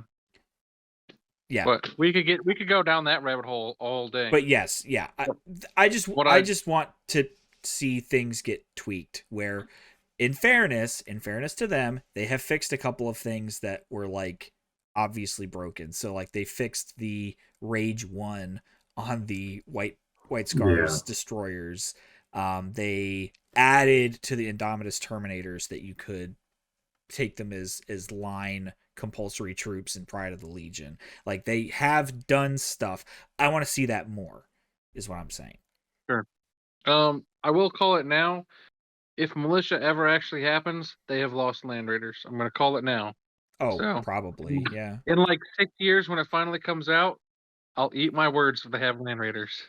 Will you eat a Land Raider? I don't know, man. I'm pretty fat. I may not be alive in 6 years, but I'm still here and haven't died of a heart attack. I will absolutely eat my words if they have Land Raiders. Just don't touch the booger sugar and you'll be fine. Yeah, just snort the Land Raider. That gets me going in the morning, man. No booger sugar up, liquor down. That's how we do it every day. So did we want to, I know that kind of took a pretty negative term. I know you've got more stuff. I was going to steer us back onto the path to glory. Let's hear some things that we like. Land Raiders. I think that they're better than they were last edition. And so I mean, Land Raiders and Rhinos in general, the transport capacity went up. And I think the utility of them went up. I'm seeing them more this edition than I saw them any other edition. I think the utility came up because they can act as your heavy support beat stick. I'm gonna be a las cannon boat. They can be your delivery for any number of units. As a long-time Land Raider stan, I am also happy with where Land Raiders are this edition. So I think they're in a real good spot. I think the Scout Land Raider, there's literally no reason why it's capacity 8. It should be capacity 10. That would be my only bitch. I think capacity 8. I think Luke being under the size of a full squad of guys is not worth gaining Scout and messing with. Well, I think it you messes with just have reserve, to. which I was doing anyways. You got to choose what you're taking in there if you're even going to use it as a transport, right? Because that's still like, there's still plenty of units that come in baseline at like 5 guys, like support squads, heavy or tactical recon squads. If you want to be that, if you want to do that, yeah, you put an 8-man Melta squad in that, scout it up, pop them out of there, and your turn 1 popping tanks. That 8, I don't know that I'm missing those 2 extra Melta guns out of there. That's fair. I don't know. Maybe I just roll piss enough that I found that if I'm not rolling 10, I'm losing a lot. Well, because I think if they were transport capacity 10, then if you had any kind of shooty unit in there whatsoever, why wouldn't you ever just why would you not take them? Which, like, right. I mean, sure, but I mean they're a 12, trade-off. All right, so going back to the legacy units for a while, let's talk about the Land Raider Achilles with its transport capacity of 6. That's how it always was. But it does Always have, 8 Gravis Melta shots and a quad launcher on the front of it. So, and it is immune to Armor Bane, and it is immune to, or it has a built-in Dozer Blade. So, like, yeah, that's worth the 350 point price point on it. It's always mine has always made its points or come close, even against Ben's godly saves. Which I will say, it's just like hands. I think we need to get someone else to roll his dice for him. I watched him open dice and then roll nothing but 60s. I mean, yeah, it's the upped transport capacity, and it's the upped efficacy of las cannons, and the fact that they get double shots. I'd take 2 las cannon shots over a single twin linked las cannon shot almost every time. Yeah. Oh, you guys want to talk about Land Raiders? The PDF Mechanicum Land Raider Phobos. God damn, that thing is sick. I mean, it's just a Land Raider for the most part. It's a Land Raider Phobos, but you can take all sorts of fucking sweet sponsons, like fucking flamestorm cannons, plasma cannons, multi-meltas. Like, you put a phase plasma fusel on the front front hull mount, or a grav gun, or a volkite culver, like all sorts of neat shit. Like, I kind of wish I had an assault focused unit in my list just so I could take a Mechanicum Land Raider. Executors. I mean, do they have to? Like, can you just put a unit of fucking thralls in there or something? I mean, I guess I could put my fucking Archmagos' unit in there, but I already have the 3Rs, and that's more survivable. Just use it as a gunboat. Or just have one. Yeah, get rid of the Arlatex, because, boy, I'll talk about that soon, and it's a similar price. Yep. Yeah. I agree. Land Raiders and Rhinos are big stonks. The humble Rhino. I think the Rhino definitely got better because it got cheaper, didn't it? I think it's always been 30 or 35 points. I think it's always been 35. Yeah. Yeah, it's 35 now too. But let's not forget the fucking like pinto mount stuff that counts as defensive weapons for reactions. Put a fucking multi-melta on your Rhino, and okay, I'm gonna Overwatch with this bitch. Eat shit. While we're talking about Land Raiders and Rhinos and their increased efficacy and usefulness, ramming became a thing that I'm Ram Ranch, baby. It really rocks. 18 naked legions riding their rhinos in the yards of Ram Ranch.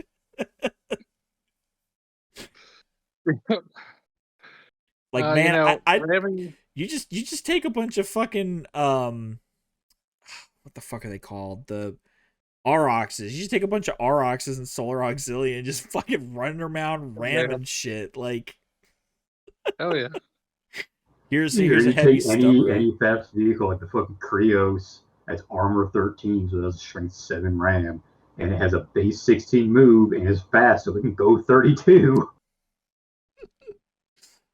Yeah. Once that weapon gets destroyed, you guess what, buddy? That's gonna happen. Ram Ranch from downtown. Yeah, that's a beautiful thing. I've witnessed it. It is hysterical. So let's talk about your Arl attacks then, Eric, since you brought it up. Yeah, so that's so I think one of the things that they did this edition in general is to really rein in Mechanicum, which is overall a good thing. I didn't note that down, but it is a good thing. They really pulled them back. They're not the like fucking Auto win they death were. machine auto win that they were before. But it's another one of those things that I think might have been a little too much of a rein in. And Automata are in a weird spot where, to be fair, for the most part, a lot of them are shooty things like Castellax and Borax. The Thanatar's just fine. Don't worry about the Thanatar. He's doing all right. But like Castellax, to a degree, the Vorax, especially the Arlatax, are in kind of a tough spot for the sole purpose that for the sole reason that crack grenades exist. The changes to crack grenades have made melee with Automata against the most basic bitch chap unit you can possibly have be really rough. And on the one hand, it's like, okay, yeah, I mean, like, just shoot them to death first. Like, okay, that works for Castellax, that works for Vorax, works great for Corax and Vulturax. But like the Arlatax, for example, is a thing that is made for combat, and like if to keep up with them, you know, they're a fast unit. It's kind of hard to keep a Cortex controller nearby potentially if you want to have more than one. So you give him Paragon Metal, which means that he's going to be by himself, and it makes him weapon skill 5. But it doesn't matter because crack grenades auto hit. They auto hit. They're strength 6, AP 3, which means that they wound those Automata on 4s, 3s even for Vorax, I think, and then they're AP 3, which is what the armor save on the Automata is for everyone except the Thanatar. Well, I'd say even worse than that, because I mean that's really more that the crack grenades are a problem. I don't think crack grenades should necessarily be auto hit on Automata. I think you should have to roll for it. But I will say I think the fact that it's 6-inch range now on Cortex controller, something like that. I'm not 100%. I know it is in my Legion Castellax. I think that's pretty fucking terrible. Because there's no way you're gonna blow, because they always blow up. It's very hard to get to a position where they don't just kill the thing that's been marshaling them when they blow up. So I it's funny you mentioned the roll to hit thing, because I mean I mentioned it too, but I did a bunch of tests yesterday, and the way it is now, like of 10 sets of just a basic 10-man attack squad and the apothecary, like number one, Castellax have a tough time killing them. Like if you do the cheeky thing where you have artificer armor, they just take the shock charges that are AP3, then it's real easy to tank that on artificer. And if you give them the power blades, they have breaching, but they're baseline AP4. So you'll kill like 1 or 2 dudes if you have 3 of them that charge. Meanwhile, those guys hitting back on average are killing 1 robot per assault phase with their 1 attack. Now, if you had to roll the hit in 10 sets of dice, at no point did they ever do 4 wounds with crack grenades to kill an entire robot. Yeah, and that was going to be my little bit of pushback on that, in terms of, I mean, that I think that's one of the reasons, and the same thing would apply to armigers also. the one of the things that made Knights and Mechanicum boogeymen last edition was the fact that if you did not build specifically to deal with them, you were going to have a tough time. The fact that your baseline troops that you are going to be taking anyway can deal with them. Sure, it doesn't feel great for your assaulty robots that, ostensibly you've paid for to be able to deal with other, you know, units in melee, something locking up, and like, I mean, even a heavy support squad that you send that thing at is going to be able to crack grenade it to death once it gets there. um like, sure, that doesn't feel great, and that probably needs some kind of tweaking, like maybe some kind of, on those like melee cybernetic units, have some kind of inbuilt feel no pain or invuln save in melee or something like that, just to I kind mean, of they help. all have a 5 up Okay, invuln. so I mean, yeah, or maybe a 6 up invuln save to, grenades and bombs or something like that. Just like something to help them live that. Um, but I think that's overall healthier in terms Like I of, agree that it is better that they are more easy to handle, but I mean, somewhat of a counter to that is dreadnoughts. Like you're already having to build to counter dreadnoughts. Now, sure, you're hopefully not going to be seeing them in the volume that you might see a cybernetica list, um, but still, like the same tools to handle dreadnoughts are going to handle automata, but without the added like stick in your ass that your basic bitch guy can just come out with. sure. Like Yeah, I just think because melta bombs do not auto hit, and that is a great tool for like certain HQs or certain squad sergeants to be able to have a melta bomb and put a little bit of hurt on a contemptor. Put all melta bombs on my phalanx and have to roll fives to hit a contemptor with them unless you blind it. yeah, yeah, So like there's that, and they kill them just as well. yeah. I Like mean, I I think just think that, it's the auto hit specifically that gets my goat because like I'm yeah, fine with with being able to deal with them. It's just they deal with them so readily and so easily, and yeah, it's difficult. It's harder than you expect to be able to kill TAC Marines even because you're at AP4. And now, like, I think the Arc Scourge is AP3. I have to look at that. I'm pretty sure it is. yeah, So, which I mean, you're going to take one anyway, and that's for your dedicated melee robot. Yeah, it's just tough that they have a 3 up and crack grenades are AP3 because the same crack grenades don't work against dreadnoughts. right. Like you need melta bombs, which then have to roll to hit. Yeah. Yeah, I think that's one thing I have noticed is like an overall big picture in this edition is that there are a lot of problems fixed that needed fixing, and I am grateful for that. But there are also a lot of times where I think things were overcorrected. So, like, as we've already Yeah, mentioned, artillery, um, mechanicum, uh, and Fury of the Ancients, to the point where like it is now the boogeyman, because not only did they make dreadnoughts better, but now they also made Fury of the Ancients easier to, and less punishing.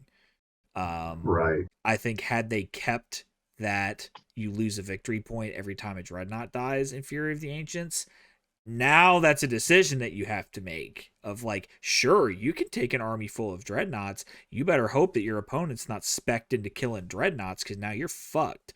Like, now as it is, even if you do face an army that's specced into killing dreadnoughts, you're not necessarily fucked, because okay, they're just killing your dreadnoughts then and not doing anything else. Which, even then, I don't even know how you spec into just killing dreadnoughts. Like, what, you take all las cannons? Like, I mean, las cannons are the universal panacea. They are good at everything now. yeah. Which, that is something that I think needs. So you were talking about how good a spot heavy support squads are in. I think they're a little too cheap. I think the fact that uh multi meltas las cannons and what, like not auto cannons. There's like 3 things that each cost 10 points apiece, and the fact that every single one of those times you're gonna take the las cannon over whatever the fuck else is 10 points. Like, Yeah, las cannon's 10 points, plasma cannon's 10 plasma points, cannon. multi melt is 10 points. Like, Missile launchers are why? 5, auto cannons are 5, heavy flamers are 5, and then Volkite is 5. Yeah, well, the fact that heavy flamers are 5 is a joke. Like, they should have a 5 to 15 point spread like they used to, I think. And before you say I'm biased, I think las cannons and culverins should be the 2 15-point options, and then 10 points for plasma, melta, and maybe auto cannons, I guess, and then 5 points for. The heavy flamers ought to be a free swap for the heavy bolter that they come Yeah, they with. always were. Like, look, I want to meet the man that is terrorizing the meta to the extent that they're like, oh, he can't have those heavy flamers for free. He's got to pay for them shits. Like, what is this cable? Okay. but yeah, I think the Like culverins and cable. las cannons should be 15 points. Okay. Because Yeah, the good thing about heavy support squads, like Gray's talking about using Land Raider gunboats to great effect, but for that same price, you get a lot more las cannons, and yes, they're easier to kill, but you also have more of them to spare for when they die. Like I think infantry on the whole, or for long range stuff like that, I think are typically a better swap if you can do it. yeah, But I also am just biased towards infantry. yeah. I mean, I think vehicles are in a tough spot, like in terms of how outclassed they are by their infantry counterparts for doing the same job.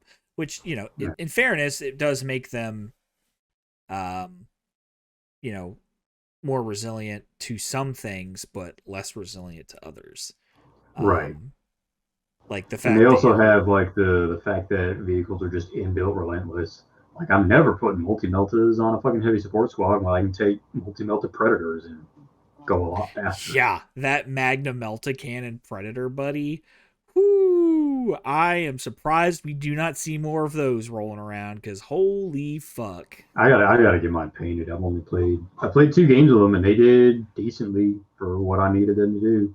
Yeah. Like they're not nothing. Yep. Do we want to? We're kind of getting a little long in the tooth here, but do we want to briefly touch on? Because we've talked about Mechanicum a little bit. I think, in my opinion, I think Custodies are still a little too new to really have much of an Yeah, opinion I on haven't them. seen them at all. But do we want to talk about some legions that we think are in good or bad spots? Yeah, Briefly? I think if we just want to give our top and bottom 3, it'd be a nice. And I think we're going to be in agreement for most of these. Sure. So in no particular, well, my order in particular order is Imperial Fist are number 1, Night Lords number 2, Iron Warriors number 3. And I say that I think Night Lords have the capacity to be number 1. It's just you have to be specific in how you're building it. You have to do Yeah. Terror Assault. That comes with its own restrictions, but it is very, very strong.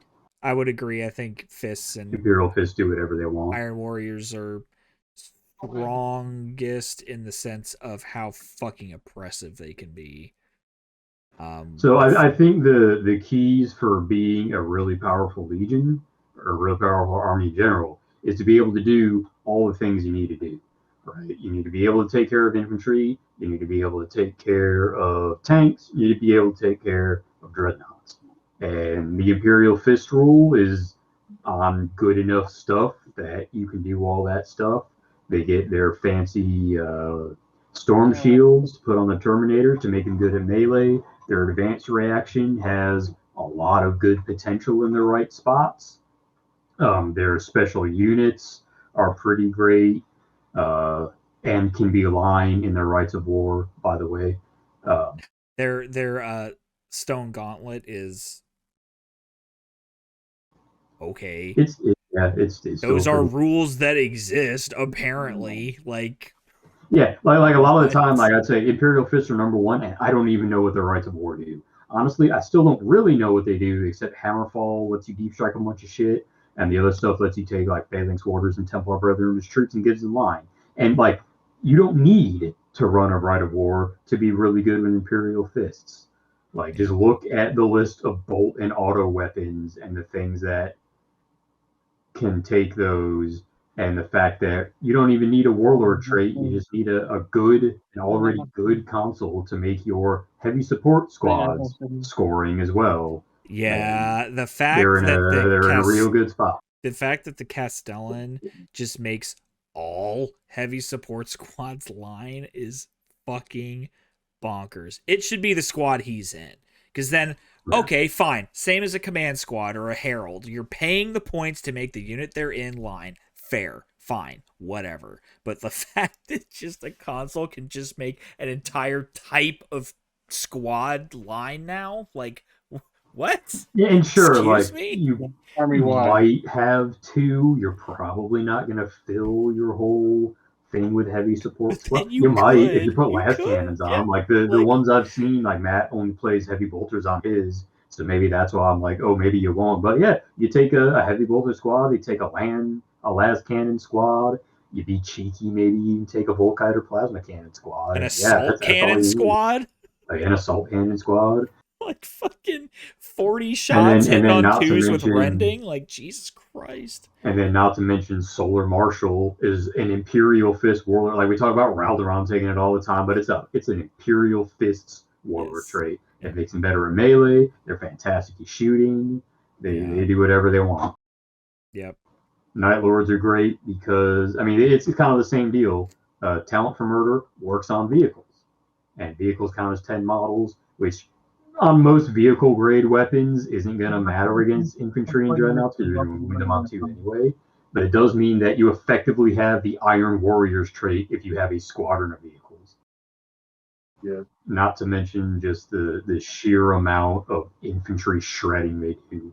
If I were to say they struggle at anything, it's taking out elite Terminators. But hey, that's what I have laser Vindicators for. They do that just as well. Yeah. I would, and again, he's not here to defend himself, but I would swap in Space Wolves for Iron Warriors. Iron Warriors, their rule is really good, but it is limited to a particular target. Here's my counter to that. Shrapnel bolters shrapnel bolters fill that other gap. Yeah. I mean, and that's fair. They are really strong. Don't get me wrong. But the reason that Space Wolves go up in there for me in the top 3 rather than Iron Warriors is the fact that they literally do everything, including psychic shenanigans that the other top legions don't We didn't really even talk about Psychers. That'll be its Yeah. own episode. Yeah, that could be its own episode, but like, and I mean, sure, like, you know, as we have figured out ways to work around the 3-up shroud. But the fact that there is a 3-up shroud to be worked around, I think is still insane. Like, I still don't know who thought that was a good idea. Like, and they have the best line troops in the game, bar none. And I think that their reaction is still better than when it first released and we were playing it wrong, but I think it's still pretty oppressive in the sense that it literally gets to let you dictate a key engagement. Like, you cannot approach them and get a charge off against Space Wolves unless you are meticulous in your planning and execution. And when you usually only have 1 to 2, possibly 3 pivotal melees in a game, the fact that they just get to dictate how that goes every time, I think is really fucking rough to deal with. Yeah. Yeah, they're I can definitely see that. And also basically the fact that they more or less have two Legion rules. And you could say, Two Legion yeah, rules. sure, it's to give like heavy stuff something to do, right? Where they can't run. But like But that I don't thing get it does my tanks and my world leaders, like, and also that thing to do is really fucking good. yes. And the fact that all of their most legions don't even get a special console, and they get two, and they are Oh, and they get combi a fucking third Rite of Praetor War. upgrade. They get the And Jarl too. yep, and three So they have Rites of three. War. So like they And just three they or four. just get more stuff than everyone else. For why? Like you're spoiled by choice. Like you're not even gonna make those choices, but yet like you have other Yeah. legions starving for choices, and then you just give No, it's all the completely choices black. to a single unit or single Wait. legion. But then they also get, I think, the +1 strength for Rams too, just in case it wasn't, enough. Like The other stuff. and I mean, sure, fine. It's sour grapes. It's me being bitter. I'm being a salty bitch. Whatever. Like I'm crying about it. I'm seething. I'm coping. But like it, the favoritism is so fucking blatant. Because like, I don't know, man. Whatever. It and it's just irritating, and it's nothing against Space Wolf players or Ben or the Except Ben army. specifically him. Fuck that guy, right? I mean, he could play whatever army he wanted to, and his ability to roll dice would be infuriating regardless. Yeah. But like, it's just Luck is a skill. it has made those things very obvious to me. So whatever. Gray, you got anything to add to that? I have him muted because he's doing like tech support stuff over there right now, and I don't know what the deal is. So I had him muted. Now he's I'm still here. Okay. Yeah, I'm still here. So you missed all the commentary. I was doing commentary the whole time. Well, okay. Shit. Oh, I heard like background noise that I thought was you talking to someone. There was a little bit of that, but to add in as far as top three, bottom three, like I'd say, I agree with Imperial Fists and Night Lords. Like those are the top two, like Loyalist and Traitor top two. Yeah, I think number three is going to easy. have to be Space Wolves based on their console strength. The strength of console, the fact that you get two for the price of one, and you don't have to make a choice. Like, yeah, that's a really big offset. Yeah, especially because it's not like it's like, oh, you get a Forge Lord with your chaplain, right? Or like, oh, your Moritat can also like, I don't know, cast psychic spells. Like, okay, fine. Yeah, it's two very good consoles that you were going to be taking anyway. Just lets you take more of them because now you're freed up an HQ slot. Exactly. And for those unaware, this is the speaker of the deck, right? It's basically a combination chaplain and Primus Medicae. And then the Rune Priest is Psyker, and okay, he's just a Psyker. And who knows what the Jarl is? I think that's a Praetor upgrade. I've never seen. Again, you're going to be taking it anyway, so like, there's no choices to be made. Anyway, not to kick a dead horse here, but I think our worst three, though, I'm gonna have to go with Thousand Suns. Yeah. In the bottom, I think they have access to a bunch of psychers. The fact that they have to take a key enforce instead of force weapons on their psyker units, like their Legion specific ones, is super booty butt because they key enforce is ass. So I'm gonna heavily disagree. So I agree that Thousand Suns are definitely one of the bottom three, if not the bottom three. I think their war gear slaps. Like, you put fucking Achaean Force, Plasma Support Squad, it's fucking game over, man. Like, that shit's insane. However, the thing is, their trait is super conditional. You have to take a psychic check anytime you try and use it. And it is the only one that I know of that can actively kill your units if you fail that psychic check. Yeah. And the benefits you get for the most part are kind of mid. And their advanced reaction is the only one that could potentially like kill them. Yeah, although I think that's great just because it's hilarious. Yeah, it is hilarious. Hey guys, check this out. Head explodes. Like... I mean, the thing. So I think they're not in a great spot. Which, you know, I think. Oh, and not to mention like all the Sisters of Silence stuff or whatever other things that mention Psychers, like just fucks all over your Thousand Sons tactical squad. Yeah, because there's Psychers without like the benefits of it. Yeah. But so, at the same time, how many times did we complain about Thousand Sons in the last edition and the fact that they're not? I think that is a very difficult army to balance, and the fact that they're not oppressive is a step in the right direction. Now we just have to continue to tweak it from here. Bring them up, bring things up rather than nerf things. Right. I can understand that. Yeah, but most of the problems with Thousand Sons last edition were the problems was really Psychers, to be honest.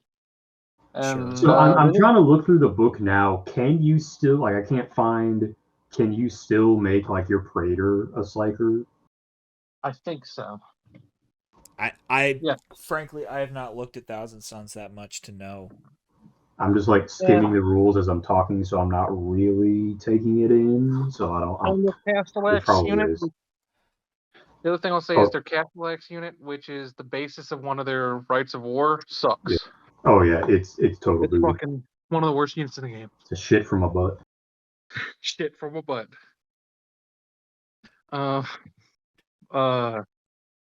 The other two I'd put towards the bottom. I put Salamanders towards the bottom. Yeah, agreed. And that's not because they don't have good units.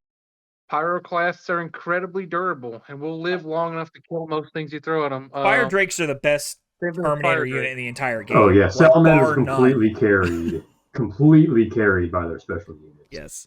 Right. The problem is a lot of their stuff, like their rules, like they're the Flamer army and Flamers are bad. So that kind of hurts them. Yeah, when Iron Warriors just get +1 strength against buildings, vehicles, and dreadnoughts, I feel like Salamanders could just get +1 strength to Plasma, Melta, Volkite, and Flame weapons. Like, yeah, that would be good. Because, like, all right, only thing that's really going to impact is Melta and Plasma, because it's going to bring Plasma into instant death territory, and it's going to make Melta better at popping vehicles. I could give a shit about Volkite and Flame weapons. It's just going to make them better at killing infantry, which was already their primary target anyway. So, like, there's a lot of Volkite is strength 6 anyway. Yeah, just give fucking Salamanders +1 strength on those fucking energy weapons that they're apparently famous for. Like, just... Yeah. See, I think the thing too is they have a thematic way to do it was if you just said Salamanders, Flamers, ignore heavy. Their Flamers are supposed to be better. Just say Salamander, Flamers, ignore heavy. Or even if it was just the Dragon's Breath ones, that would still the Dragon Breath. Dragon Breath, Flamers, Dragon Breath, heavy Flamers. Yeah. Whatever, they ignore heavy. Like, that would be cool. And be thematic. So I think that hurts them. I'm going to say something controversial. I think Raven Guard are in the bottom. All right, well, hold on. I still want to talk about Salamanders. Because I think the thing that really holds Salamanders back is the fact that they have a defensive trait. Where you look at, like, there are top ones. All the ones that we've said for top are all offensive traits. Like, they make you good at killing other things. Salamanders have a defensive trait. Is very reliant on your opponent bringing certain things. But also, like, it still doesn't help that much because it explicitly does not affect instant death. So even though Melt is only wounding your guys on 3s, they're still all gonna die straight up. Plasma might only wound you on 3, but it's still breaching on 4, which is what you care about to begin with. Yeah. And also their advanced reaction is Pretty okay, terrible. but is another thing that like is actively detrimental because you might lose guys. Yeah, definitely. Yeah, I think they salamanders are like, you know, the if Iron Warriors and Iron Hands had a baby and they just got the worst of They both didn't get traits. the CRISPR. No, like, yeah, salamanders need some help. I Also, they truly got fucked on their PDF unit. The legacy units, they got fucked.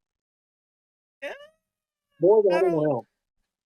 I look, as much as I hate on Space Wolves, I'll be the first to tell you that their exemplary battle unit is not good, like, at all. Oh no, I'm talking like the legacy PDF units. They're the worst. Which also has the Space Wolves worst unit in the entire game.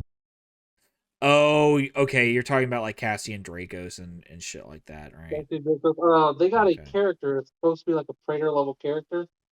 He's just like he ends up playing like a weapon skill 4 chaplain or something. He's Wait, Yeah. his Lord Chaplain. He is the Lord Chaplain, no Miss Raitan. But yeah, he's the only independent character I know of that's weapon skill 4. Like maybe Flame Master Modron is weapon skill 4. But I'd then have he's to an check, elite's but- choice. Yeah, he. Is it No, Flame he's Master? an HQ. Oh. Oh, Yikes. Flame Master's an HQ choice as well. Oh, okay. Xiophas Jur he's a guy that exists too. I don't know what he does though. But yeah, you're He's right. the donut The steal. Lord Chaplain is an HQ who is weapon skill ballistic skill 4. Yeah, I'm back. like, Peter, boys, can you hear me? yes. Yeah. Just in time for the end. I got it fixed. Splendid. Fair enough. Yeah, salamanders need something, and like if they're not gonna give them the, in my opinion, cool idea to make their energy weapons +1 strength, but if you know those specific ones, I mean, just giving them back the ability to mastercraft stuff would fix a lot of issues they had. Yeah, like, definitely. Go ahead, mastercraft your fucking meltaguns. Yeah. You know, whatever. Oh no, Flame Master Modron Lahansahai is weapon skill ballistic skill 5. Eat shit. Yeah. So, you know. Yeah. Oh, he is an elite's choice. Oh, holy shit. That's really cool. That's a thing that I've been saying for a long time they should do, is make named characters elite's choices like that. Especially for Fucking Chronos based. Medicates. That's super based. Base as fuck. I'm gonna say like the that Night Lords fucking needed more cool stuff to be able to do. God damn it. The Raven Guard to me are in the bottom, and not because they can't be really good, because they can definitely be really good, but they're sort of like very limited. You can only really take them in one direction. That's super, super good. Well, that, and they got completely dicked over by their Legion trait. Like, their Legion trait gives shit to shit that already had the shit. Like, I don't know, yeah, man. Like, I special units think don't there benefit at all. are. Yeah, their special units don't. But here's the thing: like, deliverers are 0 to 1 anyway. You know, and sure, and like that trait is rerolling 1s when they charge to wound. Yeah, Raven Sounds have shred. Sure. You know what doesn't have shred is a power fist. So you take a power fist. Yeah, you know, yeah, Legion Terminators aren't great as we discussed, but like you're basically 2-up rerollable instant death. Like it's not that's terrible. fair. But then, like, isn't their main right of And then word infiltrate that you on can't stuff. take Terminators? Unless, you talk about decap strike? Yeah, something. I thought something they you had that you can't take Terminators in. I think everything has to be able to either deep strike, or I think everything has to be able to deep strike, but don't quote me. No, they just only get a single heavy support. Anything that does deep strike gets shrouded 5-up for that turn, and that's it. That's the only thing about deep strike. You can take whatever you want. There you go. That's how you fix deep strike. Is you just give shit coming in on deep strike a 5-up or 6-up shroud. Yeah. So like, Yeah, I mean, bikes get a 5-up shot for running, which I didn't even talk about bikes. I meant to, but we're past that point. I don't know. I think they're pretty low. So with Eric's point, not as low as I thought they were, but they're still definitely bottom half. Like, sure. plus just the fact that you can put infiltrate on your basic dudes. Like, are talking about despoilers not being able to, you have to buy a land raider in order to get them somewhere, or you just infiltrate them.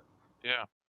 But then they gotta wait till turn 2 to charge anyway. But still, they're still where they need And more to be. Dathan got a little bit worse this edition. Yeah, but they were super. Yeah, rough. they were dumb. Yeah. Dumb. So I don't know. It's kind of hard. Like I know the bottom So two are for is that all you guys had to say about Raven Guard? I could continue to wax poetic, but yeah. Oh, hold on, I accidentally turned down my volume all the way. Okay, I can hear you now. Yeah. We could find stuff to talk about with Raven Guard, but yeah, I mean, I think so. I will say that they're what is it, the Falcons or the Hawks, whatever the one is for like flyers and shit, completely worthless. Yeah, like absolutely, like doesn't even function. But I think they have enough other stuff. Sure. They were not in my bottom 3, but and like even if like stuff with Raven's Talons don't get that, Dark Furies and Deliverers don't necessarily get the Legion bonus. They get the bonus of being a unit that no one else can take except Alpha Legion and are still a really good unit. Like Raven's Talons are incredible. I wish I had them. Yeah. Bulky 3 on the Dark Furies is incredible. I wish I had that. Like nobody is born cool except Raven's Talons. Dark Furies, yeah. You're not wrong. I got PTSD from Dark Furies just fucking ganking the shit out of Angron in the one Istvan 5 game I went and played at. Man, he got fucked on. First off, he got fucking bricked up. Oh yeah, that was back in the Armor 3 up days. Yeah, and he got bricked up by fucking robots and then ganked by fucking Korax and his Dark Furies teleporting in from across the fucking map, doing his fucking Nevermore flock of crows bullshit, just fucking appearing somewhere and just fucking ganking the shit out of Angron. But whatever, that's fine. What are you gonna do, right? Yeah, Steve and Cope, that's what he'll do. Yeah. So I'll say my last one in bottom 3. I'm gonna say White Scars. And you know what? How did I forget those? Never mind. That is the bottom of the bottom. That's like at least in their traditional thing, right? Is forgetting about the White Scars. That's literally who. Like I'll admit I've not played mine this edition yet, but just looking at it, the baseline Legion trait is probably better in a lot of senses than the Raven Guard is. I'll give you that. But if you want to do with them what they're known for, Shigorian Brotherhood is super restrictive for what it gives you now. It's not like Decap Strike where you only get one heavy support, or Terror Assault where you only get one heavy support. It's you may only take heavy support that's flyers, which leaves you with the Fire Raptor, or the Charybdis, which slightly less useless. Slightly less but still kind of ass. But I still. They definitely nerfed the Charybdis more than they needed to, I think. But anyway, and then bikes aren't as good now as they used to be. See, now you get to talk about bikes and jet bikes anyway. So I get to talk about bikes and jet bikes. Circle back into it. Is number one, they're not bulky anymore, which doesn't really matter as much for White Scars as it does for Night Lords. But jet bikes are anti-grav, so they get the worst of both worlds where they can't benefit from being behind a ruin, but then they also get penalized for being in that same ruin. You know what I mean? Because they still take dangerous terrain. They still and then they can't take the cover save of any kind. And that's the other point. They still take dangerous terrain. I can think of at least 2 legions off the top of my head right now that do bikes better than White Scars. The Night Lords with the Swift Blade. They have to use a Warlord trait, sure, but you get that Warlord trait on up to 5 HQs that you can sprinkle around into your bikes to re-roll dangerous terrain. So what White Scars get right now is they get a Warlord trait that grants a 4-up invuln to dangerous terrain to all your bikes, where in that unit, right? No, it's army wide. Okay. It's army wide, but like the Night Lords one is in that unit, but in Swiftblade you're gonna be able to 5 sprinkle units, that around, and Sure. you basically have a 2-up invuln because it's re-rolling dangerous terrain. Death Guard in Creeping Death just ignore dangerous terrain altogether, so you just don't even give a shit, and you can take whatever Warlord trait you want. I mean, you can't forget the Emperor's Children are better bikers. Scars.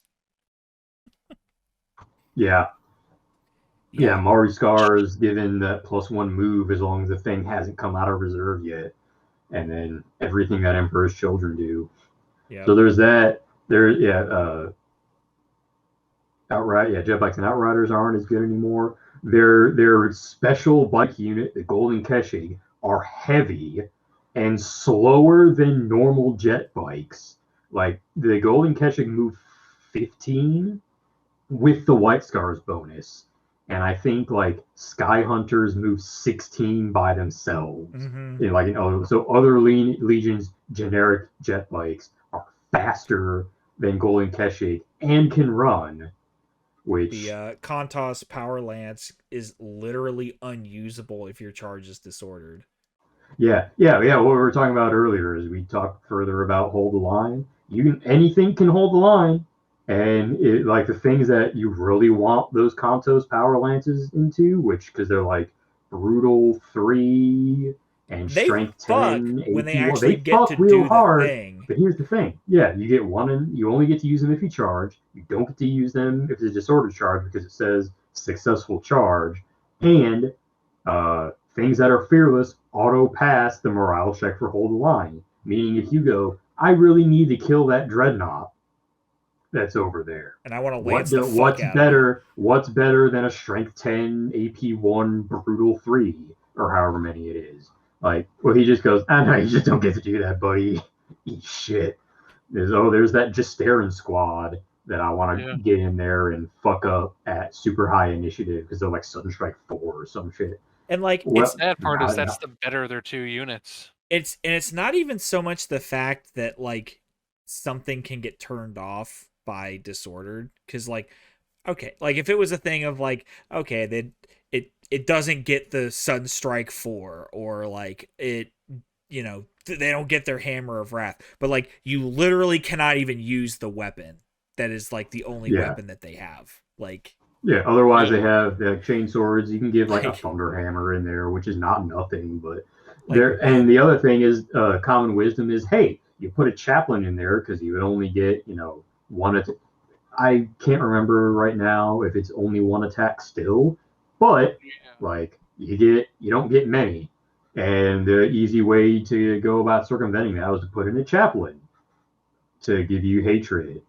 Except chaplains don't have heavy, and the Shamshir jet bike does not grant heavy, which it does grant a 2-up save, so these guys are 2-up armored where jet bikes no longer are, but still, like, so you lose the benefit of being heavy by adding a chaplain to mitigate those things, and then meanwhile you're still stuck with the penalties for being heavy, such as not being able to run, which running is how you get your bikes to shrouded.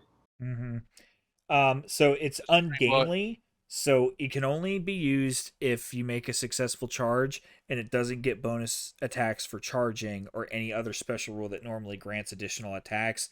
The champion does have 2 attacks base. You do get 2 attacks on him with his Power Lance. Sure. But everybody else is 1 attack base, so you get 1 attack per lance. And like their weapon skill 5, which is good, but like still that'll hit that dreadnought on a 4. Yeah. If he doesn't turn you off.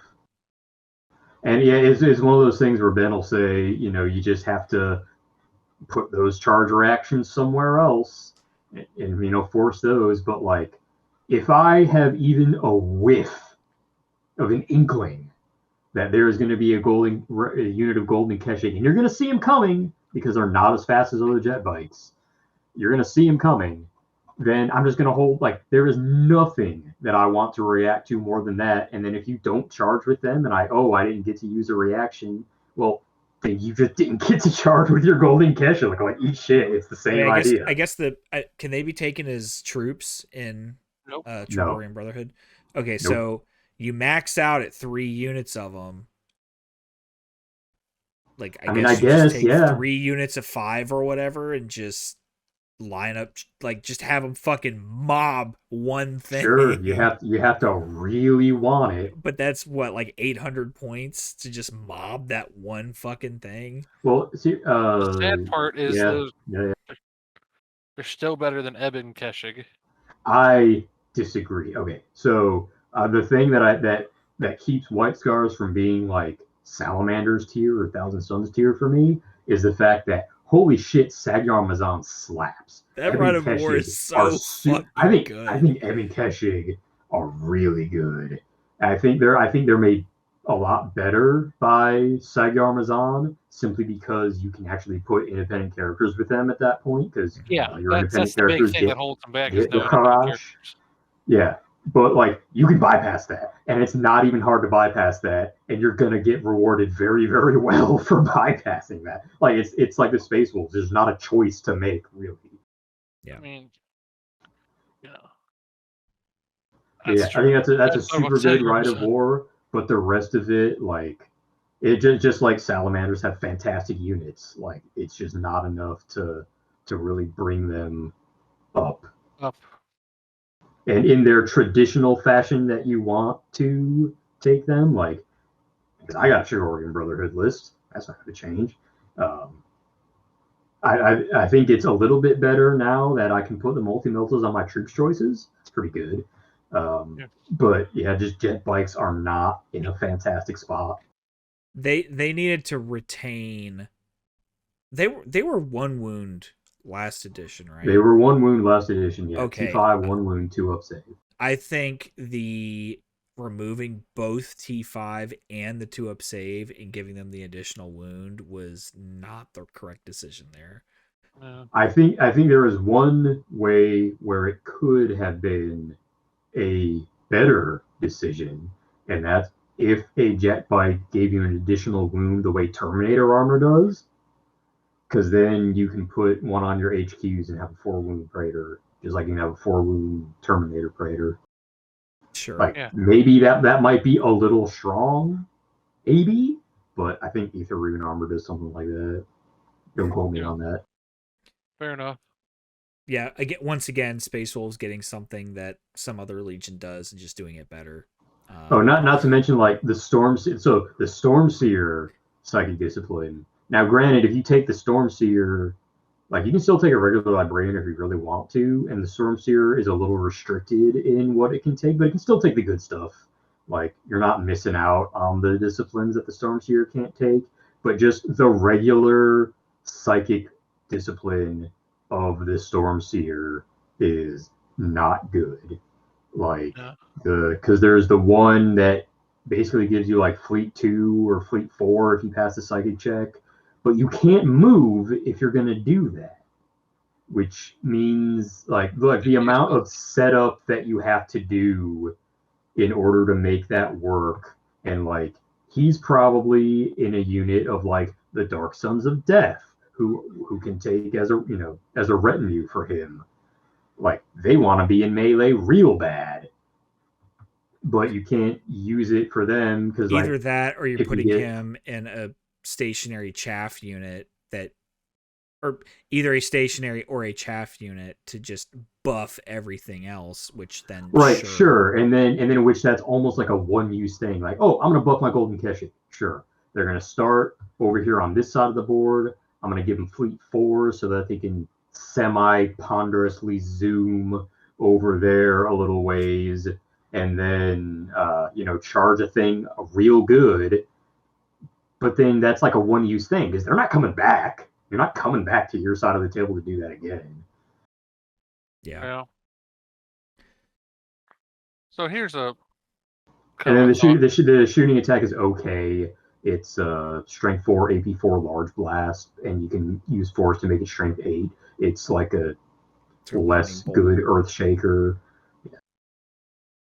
It's not awful for the same reason that we talked about artillery being scaled back, but it's also not like fantastic. It's no Biomancer's Rage. It's no telepathic needles or whatever it is. It's no pyroclastic, whatever the fuck. Like, holy fuck, that pyromancy AoE spell is dumb. Yeah, and like I said, you don't have to take the Stormseer discipline on your Stormseer, But then, like, but there's really no reason to do so. yeah. Yeah. And even if you do say, oh, I'm going to cast it on myself just when I'm in a good spot, like, I would rather move closer to the enemy the full 12 inches I have in my jump pack unit rather than add 4 to my charge distance. Yeah. Because I'm 8 inches closer. Yeah. So I think the main like takeaway from this is that the top legions are in competition with each other as far as power level goes. The bottom legions are in competition for race to the bottom of who It's the most useless who shit. fully functions. Like the bottom legions, some of them have shit that straight up does not work, and that is inexcusable. Like come on guys, you need to fix that.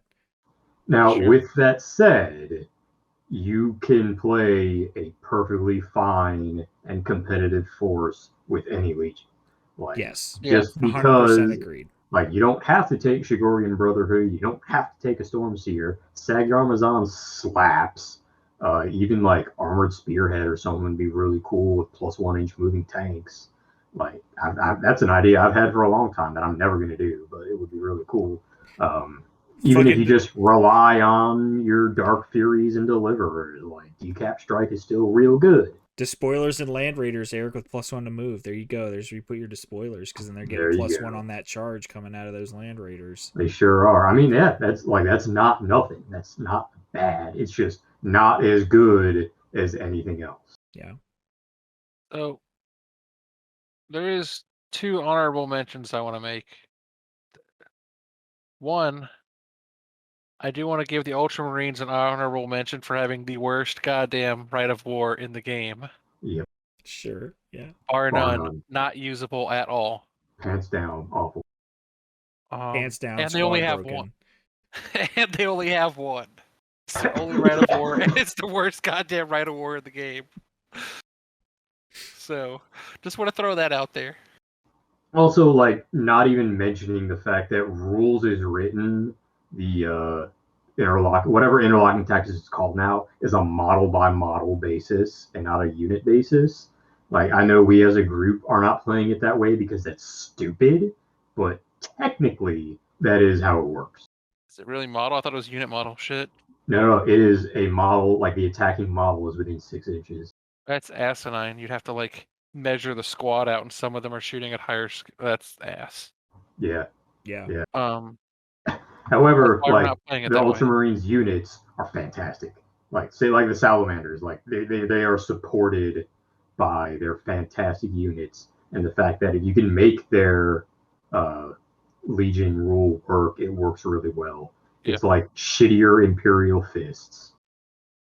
Yeah, and then I'm gonna say I don't know if you guys agree, but I think Emperor's Children in this edition had probably one of the biggest glow ups from first edition to second edition. Oh yeah, big time. They're definitely not the top of the top, but man, did they go from being the worst Legion to the upper half. Yeah. Yeah. So Jake, we're just to round this out, talk about all our other stuff. Where do you put Blood Angels at? I think they're in the fat middle. I don't know if they're in the top middle or the bottom middle, or like the if we were gonna put them in thirds, they're certainly in the middle third. Yeah, sure. They are definitely not as strong as they were last edition in terms of their Legion rule. Now I have to charge to get the rule, and it only lasts for that one fight phase, which is kind of bad. Yeah. Their advanced reaction is good, but it is difficult to make use of. because anybody that knows any better just isn't going to shoot at anything within 12 inches of them. Kind of similar to World Eaters. But then, like, World Eaters, you kind of don't have a choice because everything's up in your shit. So, like, it's either, well, shoot and get charged, or just get charged anyway. Like, you know. Now, again, that's just, nothing's in a vacuum, and that's just going off of Legion rules. The rest of the army is great. Aforementioned deep striking is very difficult, so Day of Revelation is hard to use, I think. You want to talk about maybe not a legion, but a Rite of War that had a fucking glow up. Let's talk about Day of Sorrows. Jesus Christ. Yeah. Like, Big time. How hard was I trying to make that Rite of War work last edition and specking my army into it, and then all of a sudden it switched over and I was like, oh, I've already built into this. This is really fucking good now. Dawnbreakers are really good. I haven't really used them a lot for whatever reason. Aforementioned, I was specking into Day of Sorrows. Yeah, I mean, I think overall the Blood Angels, in terms of their choices, were reduced. The Legion rule isn't nearly as strong, and the assault cannons were not able to be put on as many things. So first edition, they got taken off of bikes, like attack bikes. So attack bike, assault cannons you couldn't do after, like, Malevolence came out. From, like, book 6 to Malevolence, they removed that because it was a big problem. Yeah. And then from Malevolence to 2nd edition, they also removed it off of javelins because that was a big problem. Like, okay. Yeah. And now they are pretty much prohibitively expensive to put on anything other than infantry or dreadnoughts. The ball predator pattern, predator tank, to do the same, like, DACA boats, which are, number one, objectively worse than either the base predator cannon or the Volkite predator. But you are also paying 60 points for the privilege of being markedly worse in every way than either the standard or the Volkite predator. It's just like, man, why? But yeah, I put him in the middle third. And I mean, that could also just be the way I'm playing them also. Like, admittedly, I'm not leaning too heavily into the jump infantry stuff as much as I probably should be. I'm leaning more into infantry and, like, Terminators. The Incendius is fucking great. I love that thing. I mean, really the only thing about it is the ability to run and charge on a single turn, but being able to run and charge on a turn with a Dreadnought is real good. Like, yeah. Just throw a Dreadnought through the air. It's a beautiful thing. Just crest a hill to answer a challenge. Yeet the Dreadnought. So it definitely has changed how I need to play the army a little bit, but I think they're in a good spot. I can't complain. Like, it's not like I play White Scars or Salamanders, but, like, so Salamanders got fucked over, I think, in the sense that, like, they kind of stayed as, like, the fat bottom. Like, they didn't really get much for them. Like, yeah, it also doesn't help that they don't have, like, any special characters right now. Yeah. It's not necessarily a bad thing, but I'm disappointed in the way that Sons of Horus changed. Because they were a mid-range firefight skirmish type army, to now they are very much a bruiser assault type army, where you want to know something funny? You can turn off the Sons of Horus trait just as easily as a Kanto's Power Line. Yep. Yeah. So, like, again, similar kind of thing. So not that it's necessarily bad, but it kind of changed how my entire army functioned, and I don't really have any desire to play the Luna Wolves anymore, in terms of, like, I'd pretty much have to start from scratch. which Yeah. isn't necessarily a bad thing because I think I'm over the all non-metallic metal army project thing. I got what I wanted to out of it. I've got 1,000-point Zone Mortalis force that I can play with them just fine. I practiced my non-metallic metal, got better at it. That it's fine, but I certainly would not want to like expand that army out to the point of like having to paint land raiders and shit with non-metallic metal because fuck Sure. that. I was staring down the barrel of a prospect of painting a rhino non-metallic metal and was like, fuck that. Yeah, so just to round it out, finish up here. Yeah, I think World Eaters are, well, like Blood Angels, very solid upper middle third. If that makes sense. You know, they're not top 5, but they're in a really good place. They're good at doing one thing, but they do it real well. I think our advanced reaction is better than the Blood Angels because ours is a feel no pain, and now fearless units can actually take those. So my Dreadnoughts and my Red Butchers can do that. Rampagers, you know, like you were saying with Day of Sorrows, like how much was I trying to make Rampagers work last edition, and now they are fucking fantastic. Like running 4 Phalanx Blades just fuck everyone's mother. Berserker Assault is a big side grade from what it was before, and I really miss Hatred, but I have a chaplain for that too. So like, you know, at least my Rampager squad is good at it.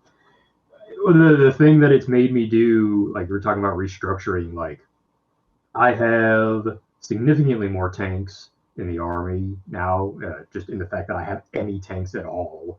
Like the only vehicles I had last edition were my Dreadclaws and my Drop Pods and my Dreadnoughts. And now I've got a Land Raider for my Rampagers. I've got some Melta Predators because I can take those as fast attacks. Why not? And then I have my Volkite Krios, which Volkite Krios I think is an interesting choice. And like I was explaining to Jake, like it's a real niche pick. I'm gonna throw the reference out there. If any of you guys listening remember Sejun Park 2014 Pokemon World Championships with Pachirisu, if you understand like that reference, that's what my Volkite Kratos does for me. Super niche. Yeah, but I would agree. Like I think that it's a niche pick as far as like it's a heavy support squad hunter. Yeah, and a Rhino Popper. And a Rhino Popper, yeah. Briefly going back to Blood Angels, the actual reaction I think is better because you get a 5-up Shroud so that you can take it against things that would normally right, that would give you instant cast. But sure. It's worse in the sense that literally only infantry can do it. Right. No cav, no dreadnoughts, literally just infantry. And I think that's cavalry. Yeah, probably the most like narrow corner like the most restrictive reaction in terms of like what it does and what can take it, like what can do it. I'm a fucking idiot because it's also infantry for World Eaters too. Damn. Apologies to anyone I did that to with my Dreadnought too. My bad. I think that the main problem for you was the Red Butchers couldn't do it for some because they were fearless, so they couldn't do it. Yeah. Red Butchers are kind of their own kettle of fish. I think they're still good, but they take the not being weapon skill 5 to like a whole new really weird level. Yeah. But like just overall, I think, you know, this was a roller coaster ride of positive and negative, and obviously the negative is easier to talk about. Sure. But I think overall, I still give this edition of the game a 10 out of 10 in terms of. Yeah, like, I mean, I'm still trying to play every week or more if I can. And I'm definitely having more fun now than I did in the last edition in terms of desire to play, interesting, like roster baiting and thinking of new armies and lists constantly.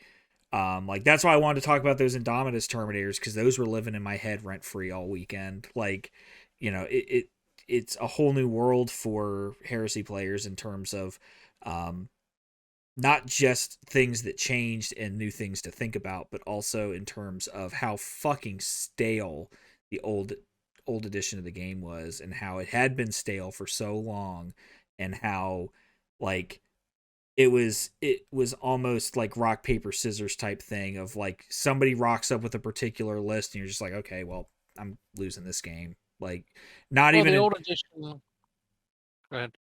not even rock paper scissors is a bad analogy, because it would just be like, if this guy is running A, B, C, D, or E list, I'm not even gonna bother playing, because like I know what it's gonna do to me, and I won't have anything to do about it.